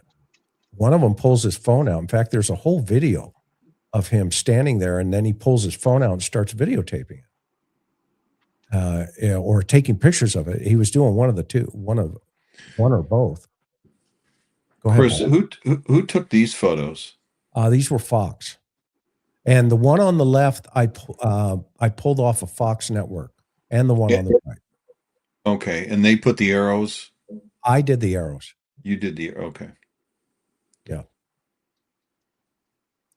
Yep. And so I learned something. Our audience said, we need bigger arrows. So I said, okay, I'll use bigger arrows next time. A bigger pointer. A bigger pointer. Yeah, and a bigger pointer. Exactly. But you can see it. So Josh, as you move through here, let us show your audience what we were talking about. Okay. You see, now something was going on there. I've heard different things, was it a broken sprinkler or whatever? Okay, well, it could be, but I don't think if it is a broken sprinkler, well, that's a problem too, because maybe one of the suspects broke the sprinkler if they're headed that direction. Okay? Either way, if it's blood, but either way, that CSI guy is looking at something. And the guy there in the black pants and the white shirt, it looks like he's got blue gloves on. So they're looking for some type of evidence of sort. Something. Yeah, this is not a broken sprinkler. They're putting a lot of attention and effort to whatever's down there. Yeah, and so and this is the direct, see right there, the picture on the right, they're staring at it too. So we thought, oh my God, well, everybody was thinking, does this change the scenario that she was taken directly out to a car? Or did something disrupt it that she couldn't get down those stairs and they moved her to the right? Now, you see right there, everybody is now turned to the right of the front of the house. Mm-hmm. We also thought there was a possibility that the reason why they made that right turn was that they were aware that the camera was still operational, and so the vehicle was placed in a position where it wouldn't appear on camera. Well, right. John, I always thought that the reason that the guy on the porch was there was to get rid of the camera because they were going to pull the car up in front of the house where they were coming through. I don't think I think that they thought that they were going to do everything, in the back, and that didn't work out for whatever reason. So they said, hey, go around to the front. There's a camera out there. Pull the camera off, pull the car around the front, and then they come out the front. That's certainly possible. I think one thing we can derive from this is whatever plan they had when they went in. There's one thing we know about the nature of the universe is that inertia affects everything, and that no plan ever survives contact with the enemy or implementation. Something is going to happen to alter the plan. It's that famous Mike Tyson line. Everybody's got a game plan until they get punched in the face. Exactly. And Yeah. but it's true. And so you've got it may have been a situation, particularly sending this guy to remove the camera, yet he doesn't do it right away. So Well, and Porch Guy looks off in that direction, and according to some people, potentially signaled somebody or tried to communicate with somebody in that direction. And he clearly is looking in that direction for just a moment, and then kind of looks back in that same direction. So there's something over there, whether it's the vehicle or whether you have a third suspect or the second suspect is there. There's something going on there. And these AUSAs and FBI agents that are walking through there and examining closely whatever is on the ground there, they're not doing that for a broken sprinkler. They're doing it because there's something there. So, yeah, and some of the other things that we all talked about, Josh, was, did they get her down to that, point there, and maybe she was having difficulty to where maybe they started to move her towards the front of the, the steps or whatever, and you may have blood evidence down, some droplets at that point, but it was clear, based on that blood evidence we just saw a moment ago, there was a turn. There was a turn. And so whoever was bleeding, and we have to say it's Nancy because that's what the DNA was saying, that's what the DNA says. They turned her. Now, what was the catalyst for that? To Bob's point, when you see the Porch Guy look over to the left, do they reposition the car? Is that what the 31 minutes is? What we don't know. But I think reasonably we can say the evidence, because blood is evidence. If we follow this evidence right now, there is clearly evidence that's showing there was a change in direction with the victim. And what that means, I don't know. Maybe one of the suspects, kicks the sprinkler head. I don't know what that means. Maybe it's been broken forever, but it was enough for the CSI team to spend, to Bob's point, enough time there and say, okay, let's really make sure we document this very carefully. Yeah. Yeah. I mean, maybe they ran over the sprinkler, or maybe there was just blood over there, or a footprint, or something. There could have been a million reasons, but I don't know why a broken sprinkler would cause. No, it was enough for the DAs to get briefed on it. yeah. Right.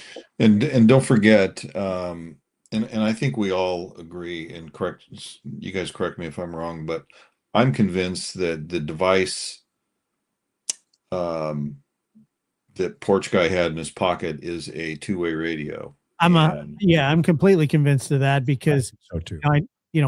Everybody, or I guess the other argument to that is that it was a jammer, but that's not how jammers look at all.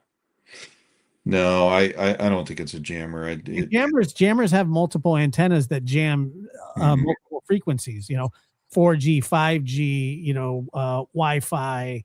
You would only be able, with one antenna sticking out of your pocket, you would only be disrupting one but I don't even think they make them that way either. I mean, I've looked at them and I don't think that they're made that way, but that's what lends that's what lends to the argument that there was more than one person, possibly two, maybe three.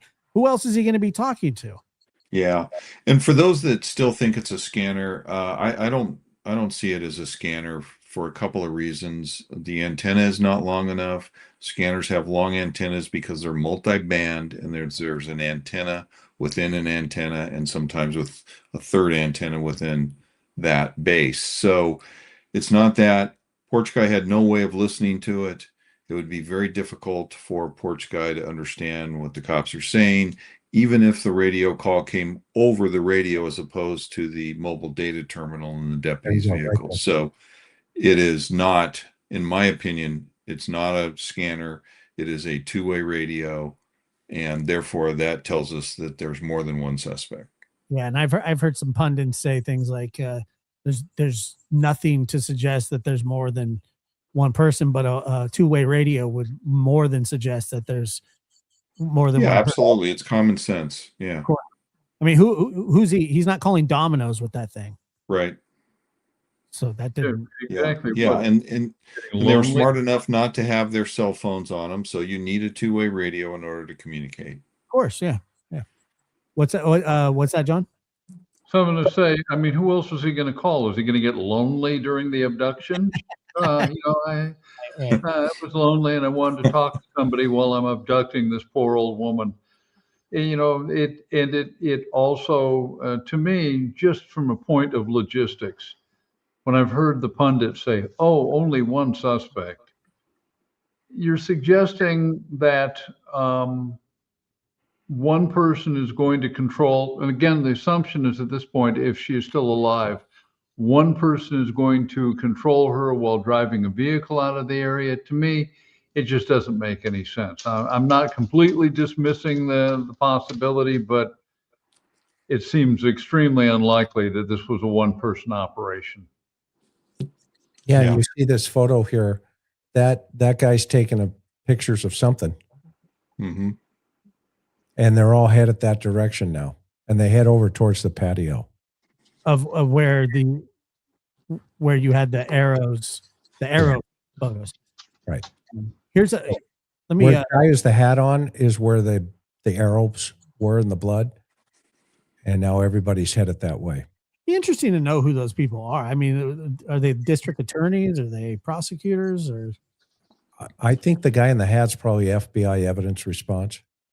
Yeah, I think he's explaining the crime scene. I believe the woman in the photo here is a prosecutor potentially. She could be an FBI agent, but the District of Arizona confirmed to some media outlet right after this that they did walk through the crime scene.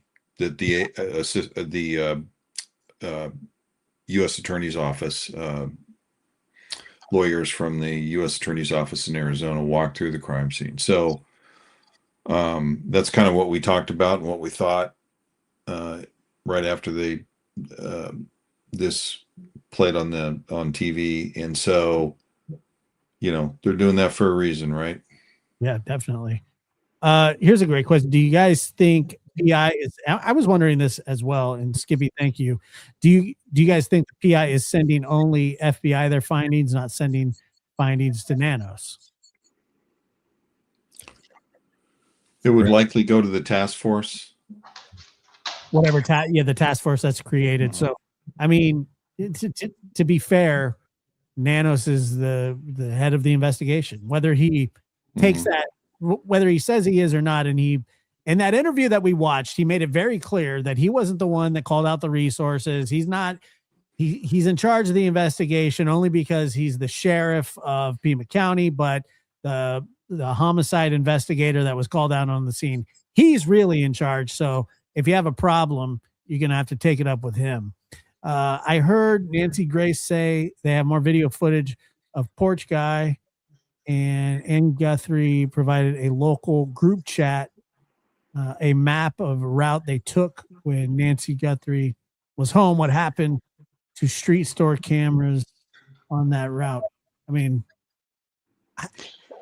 yeah, Well, I that's a don't know. good question, and maybe they do have some video from stores along that route. We don't know. Yeah, and I think John, let me ask you this, but do you think that they have more video? They may have more video, but they mentioned this is not an enormously a lot of commercial areas. If you look at the map, there may have just been a limited number of businesses that were passed. If we're talking about the journey from the Guthrie and Guthrie's house to Nancy's, there may not have been that many businesses along the way. This appears to be mostly residential. There could be more video. And I guess what you'd want to weigh is it must be of equivocal value, because if there was something meaningful that they could release to the public and say, help us find this guy, I think they would have. Sure. So it may be imagery that is of either questionable value. So they may have more, but obviously I can't say for certain. Sure. And Chris, this is a good question here. Why do you think that they were so interested in the patio off our bedroom? Well, if you know the pattern of life of Nancy Guthrie, she used to sit on that patio and write in her journal. And that is also a slider right, close to her bedroom. I mean, we don't know what the point of entry is here. We don't know if the suspect is coming back from that slider area towards the front of the house and there's an accomplice inside. That, remember, we all talked about the look to the left as if he was looking through the two side windows. That was one of the theories early on. So we all theorized, okay, is it possible there's more than one? And if so, are there more than one points of entry? And we did a whole show on 6 entrances into that house. The patio, the back doors, the front door, the garage, and et cetera. And just even the other night in this video here, we pointed out the garage. Josh, and we'll do it here for your audience. Okay. Roll over to the cars in front of the garage. Okay. Hold on. Okay, the close-ups. Yep. Nope.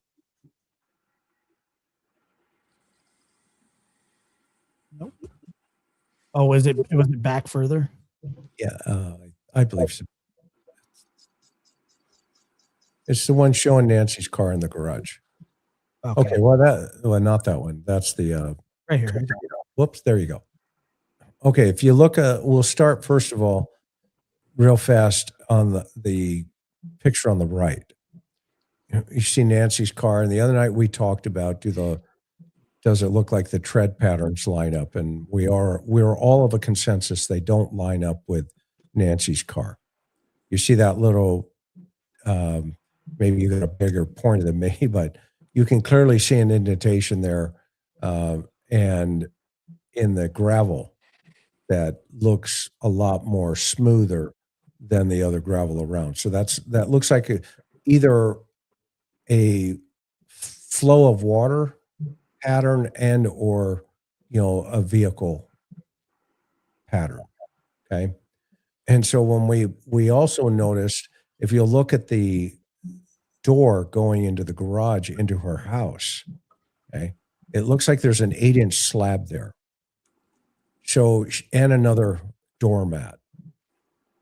Again, we were of the opinion that mat should have gone as well, but it's still sitting there in the garage, even when this was being photographed. So hopefully they took it by them.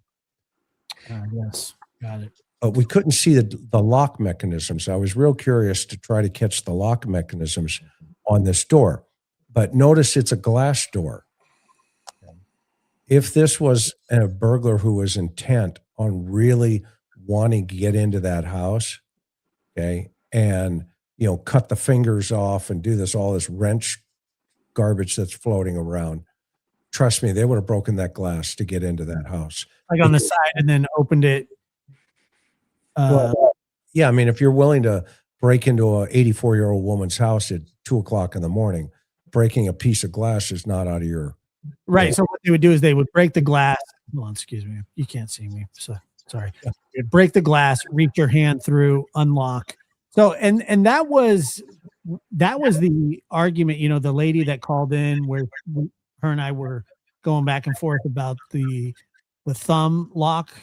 So that was the argument of why it would be a double key, double-sided key lock, is if there is glass on the side, that way when somebody breaks in, they can't just reach around and turn the deadbolt. So, I mean, she had a good point there. So, I mean, it would be very interesting to know what was that makes it much more difficult then for one person to manage Miss Guthrie in the house and get to the front door, if that theory is in play. And that's why I showed the doors. You'd see the doors too. I showed the interior lock mechanisms on the doors, both doors, of what options there were, right? You can have a handle right there. Okay, that's her door on the left. This is the same. It's probably the same manufacturer, but a different design. I'm telling you, I have this exact screen door on my house. Okay, yeah. So you see it in white, right? And it's a thumb turn. Okay, so and that's what this one is on the right as well. But this one's round. Obviously, that's Guthrie's door on the left, but you can get it round as well. And the design there is the same design to the middle, but hers is custom made. And these doors run between $3,000 and $8,000, depend on the how elaborate you want to get. Yeah. So, if hypothetically, even in this house, let's say we're in Guthrie's house looking out, we would have a side window just like that where the shutter is. We used to see cases all the time. They just break that side window, reach over, click, they're in the house, to your caller's point. If it's a key, okay, then yeah, that's a problem. So that was one of the questions we asked early on as well. What were the lock mechanisms that the suspect would have to overcome? Sure. Inside the house? Because he or she, even Nanos says that, okay, we don't have our guy or our gal. Remember that in the press conference. Yeah. Okay. I remember that. Why is he thinking a female? Politically correct? I don't know. I don't know. Yeah, I don't know. It's really funny little side quick story is that the screen door that I have is the exact make and model of this one, except it's just in white. And I had to repaint it white one year because my dog, there was a skunk on the porch and the dog ran up to the screen, hit it, and the skunk sprayed into the house. Ooh. And it turned it yellow. Wow. It was unbelievable. I mean, and the smell didn't go away for probably 4 or 5 days, but like that's how disgusting skunks are. I don't know if you've ever been sprayed by one. I certainly have, but yeah, I had to sand it down and repaint it because of that. Very familiar with it. Okay, guys. Well, it was interesting show. I appreciate you guys coming on and talking. That interview was, let me take this down really quick. That interview was sort of a save his own ass type situation again. I found it very fulfilling. I have a renewed faith. I'll sleep better tonight. Yeah, will you sleep better? I also believe in the tooth fairy too. Do you? I do. I remember I told Chris in a moment of privacy and confidence that I believed in Bigfoot, and he laughed in my face. Bob also has sort of done that too, but that's okay. Well, you want to go for 3 in a row? Yeah.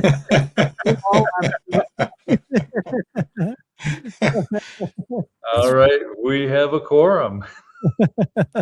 John, tell us about where everybody can get your books at.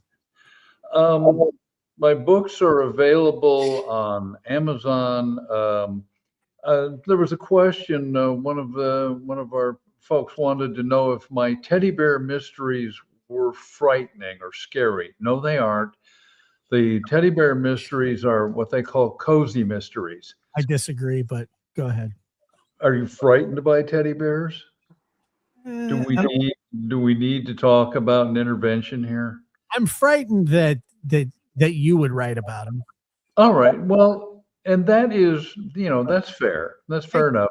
The books are set in the world of artisan-made and collectible teddy bears, and they feature a retired homicide detective married to a teddy bear artist wife, and they both solve the mystery. So the books are fun. They've got some really bad puns in them. And then my most recent books are Service with a Sneer, Beach Blanket Bedlam, and I'm hoping that sometime this month, my new book, Bring Out Your Dead, will be out, and that covers some of my years in homicide. And the story that Chris shared about the shooting with the multiple people down, that will be in book 5. So, but I'm at work on book 4. But thank you to everybody who's bought the books. You guys are great. And Josh, it's an honor to be here with you and your members and your mods. It's just always a delight to be here. Yeah, I really appreciate it. And thank you for coming on. And did you get your workout in today? Yes, I got my workout in 6 miles, 6 miles in the morning, and then some weight work. Lightweight. Then it's time for the donuts. Yeah, well, you earned them certainly. I'm glad. Yeah, I was telling you the other day I got a new treadmill and I actually overdid it going on it. It was a little hotter than I had because I'd been outside mostly. I was inside. This was the first time that I'd ever gotten nauseous from running. Oh, yeah, I do. I walk on roads that take me down to the Shenandoah River and cover a lot of hill country, and so it's gorgeous. I live out in the farm area in the Shenandoah Valley, so it's a good walk in the morning. And the weather's been nice enough; it hasn't gotten hot yet, but. Yeah, you do need to be cautious on that treadmill. Do you put the key in there so if you fall off, it stops it? I do. Yes. Oh, good man. Yeah, I do because I've never completely fallen, but I've like tripped up on them before, and I don't know if anybody would find me if I got shot through the wall for a while. That's a situation I'm in living here alone. Yeah, so at least I know if I die, Andy will have food for several days. Andy's my golden retriever. Somebody noticed a tail wagging. That's my golden retriever. Let me ask this question really quick. So what if Porch Guy was there for distraction purposes with the abductor while the abductors drove away with Nancy as the security cameras would focus on him, not what's going on in the background and who cleaned up? I mean, I guess that that's a good point. It's a good thought. I don't know. I just, whenever I say that, I think that he was sent around because they were like, we got to pull the car up in front. I mean, that just to me sort of makes logical sense. I'm not saying that that's what happened. It just makes logical sense. But then what happens is I get people hit me with the, it was staged. Okay, well, I'm just giving you my thought. None of it is fact. It's all just me thinking out loud. And it's just to me, it just sounds like it makes sense. But I also hear a lot of other things from people that make sense. I don't. And people will hammer me for this too. I don't buy the stage theory. I just don't. But that doesn't mean it didn't happen. It's just what makes sense to me. That doesn't make sense to other. Things that make sense to me don't make sense to other people, and vice versa. So it's not that big. It's not that serious, guys. We can all coexist and have our thoughts. Yeah, it's just a theory, and it doesn't. weekend. Yeah, I'm supposed to hate you. Yeah. I know. I'm an idiot. Yeah. I'm an idiot. And so, Bob, what do you got going? Are you headed to the water this weekend, or what's the deal? No, so I've just been working around my home, doing a couple little projects in the backyard. I tweaked the meniscus in my right knee, so I've kind of had to take it a little easy, and so not still going to the gym, but that's just lifting a little bit, and but no running, no biking, no fishing trips planned anytime in the near future. Maybe a trip to the beach here coming up, but let's see, no YouTube channels, no books, no skincare products. Okay, got everything covered. So I'm just kicking around. When you're retired, every day is Saturday. So there's nothing wrong with that. And Chris, I was going to tell you, so I've been slowly introducing Macho to he's not much of a walker. He just never has been, because he lived in a cage, for so long. And so whenever I put his harness and leash on him, he grabs the leash, shakes it. Sometimes he throws up, sometimes he doesn't. And then he wants to take himself, and John, you'll love this. So it's like herding buffalo, basically, with those two. They're very strong, low center of gravity. They pull. But I've been trying to work with them on it. And we got about 2 blocks down the road yesterday. They crossed over each other with their leashes. Otis wanted to sniff a plant on the side of somebody's plant in their garden. Macho, while he's sniffing it, goes over and pees on Otis's head. Yep. So then I say, checking the email. I say, trips over, we're going home. And that was the end of that. I mean, it was bath time for everybody. That's called sending a text message. It was unbelievable. I love special memories being created. It's all special memories. Yeah. It's great to see you, Otis. But the thing is, too, Otis was not in a hurry to get out of the way. I had to pull him out of the way because he was just going to sit there while Macho peed on him. And I was just thinking, they have big heads, so his brain can't be that small, but he sure acts like it sometimes. There's some things that he does that's very clever, and then when he just sits there and lets somebody pee on him, you're very judgmental about that, aren't you? Yeah. I mean, so bad that. I mean, what if we won't go there? We had one of our dogs. I'm not going to name whose it was. It wasn't mine. It wasn't Art. That every time you go to do if you had an alarm call, right, you'd get there and they always call a dog if one of us was available to come clear the building. But this dog, for some reason, the handler would send him in. He'd get in 10 feet. John, I'm surprised. I don't know if it's going to make your book, but I know you're going to know what I'm talking about. The dog would go in 10 feet into the store or whatever, right? And just take a dump. And this poor handler had 5-10 rolls of paper towels and cleaner, spray bottle cleaner and his trunk. And we were like, dude, you got to do something with this dog. I don't know what you're feeding it. Okay. But just think this. If there is a burglar in that building and he's not going to wait for your dog, to finish his business. So you got to take him down to Manning and get him fixed here. There's something going on. And literally you would send the dog, because you'd have to give an announcement, right? Blah, blah, blah, blah, blah, blah. We're sending in the police dog. Come out now. Right. And you squeeze the back hindquarters, get them all fired up. Oh, come on, let's go find him. Boom, run, send him, find him. Boom. He takes off. This dog would go, boom. It's like, oh my gosh, now all the other cops are coming in. What the heck happened here? It's a long story. Should have renamed him Egypt.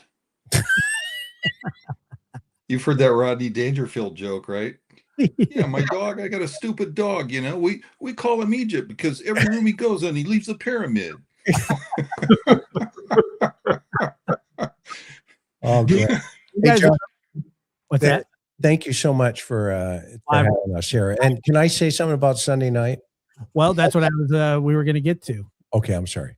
But really quick, do you guys remember the movie Grumpy Old Men? Yeah. Oh yeah. When the guy, his little bulldog or whatever he has, he's like, oh, your dog stinks. What do you feed him? And he looks at him. He goes, Hormel chili. Oh.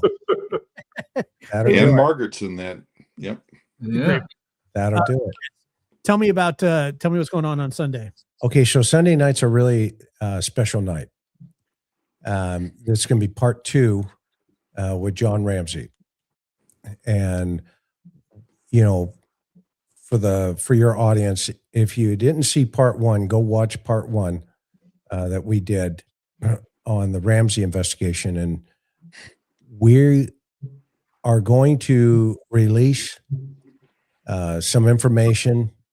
Actually, it's going to be some photographs that has never been seen in the Ramsey investigation, ever. And it's going to, maybe folks will be looking at this through another lens. As you know, for the last year, the Cold Case Foundation's been working with the Ramsey and the Smith Group. We've had access to every single report in the case because of some of the lawsuits, because of the original investigation.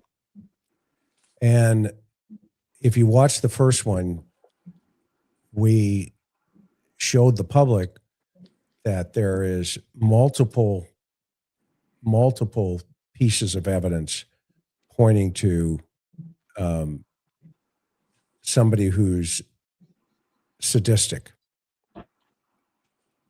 We're going to tie that together Sunday night. And I can tell you right now, in August of 97, or excuse me, yeah, August of 97, they had the DNA results. They didn't tell the Ramseys until 2008 because they were trying to put a round or a square plug in a round hole. And so we have approached this without a dog in the fight, but rather about John Bonet. And we found a connection to her dance school. And we're gonna release this information on Sunday with John Ramsey. He's gonna be there again, better Wi-Fi this time. And hopefully you'll join us. You're not going to want to miss this, trust me, because you're going to see it Monday morning around the world. I guarantee it. And it's not going to be something that everybody's going to go, holy crap, what just happened? It's going to be one of those moments. So please join us. It's up, it's posted, so you can go over there right now. If you don't have notifications on, click the bell. You can specifically click it for this show or all notifications. That way you're reminded. That way you don't miss it when it happens. And I'll certainly be there watching. Also, I have Dr. Gary will be on Friday here on the lab. We're having our call-in show. Well, people love that. So that'll start the weekend off as well. And that'll roll right into Sunday to the interview room, which I can't wait. The first show was fascinating. And this show that's coming up, I'm really looking forward to as well. So, all right, guys, go ahead. See it? No, I just want to mention one other thing. Please. So the same technology that the FBI uses, Vian, we've been using that. And it's a game changer. Yeah, can't wait. Looking forward to it. Yeah, should be interesting. Josh, Mhm. thank you. Thanks for having See you me. on Sunday. Appreciate it. John, Chris, Good to thank be you. with you all. Yep. And we'll do it again soon. Okay. Aloha. All right, guys. Bye-bye. Take care. All right. So that was what an awesome show. Those guys are always fantastic, so smart. And I fully appreciate it. Thank you guys, everybody, for coming out. We had about 5,000 people, live watchers tonight. These guys bring a big crowd in because how smart and educated they are. They know their stuff. Once again, the show with Dr. Gary on Friday is up. Click the notification bell. You'll get notified of that as well, but make sure to do that for the interview room as well. Thank you guys so much. I appreciate you being here, and we'll catch you on the next one.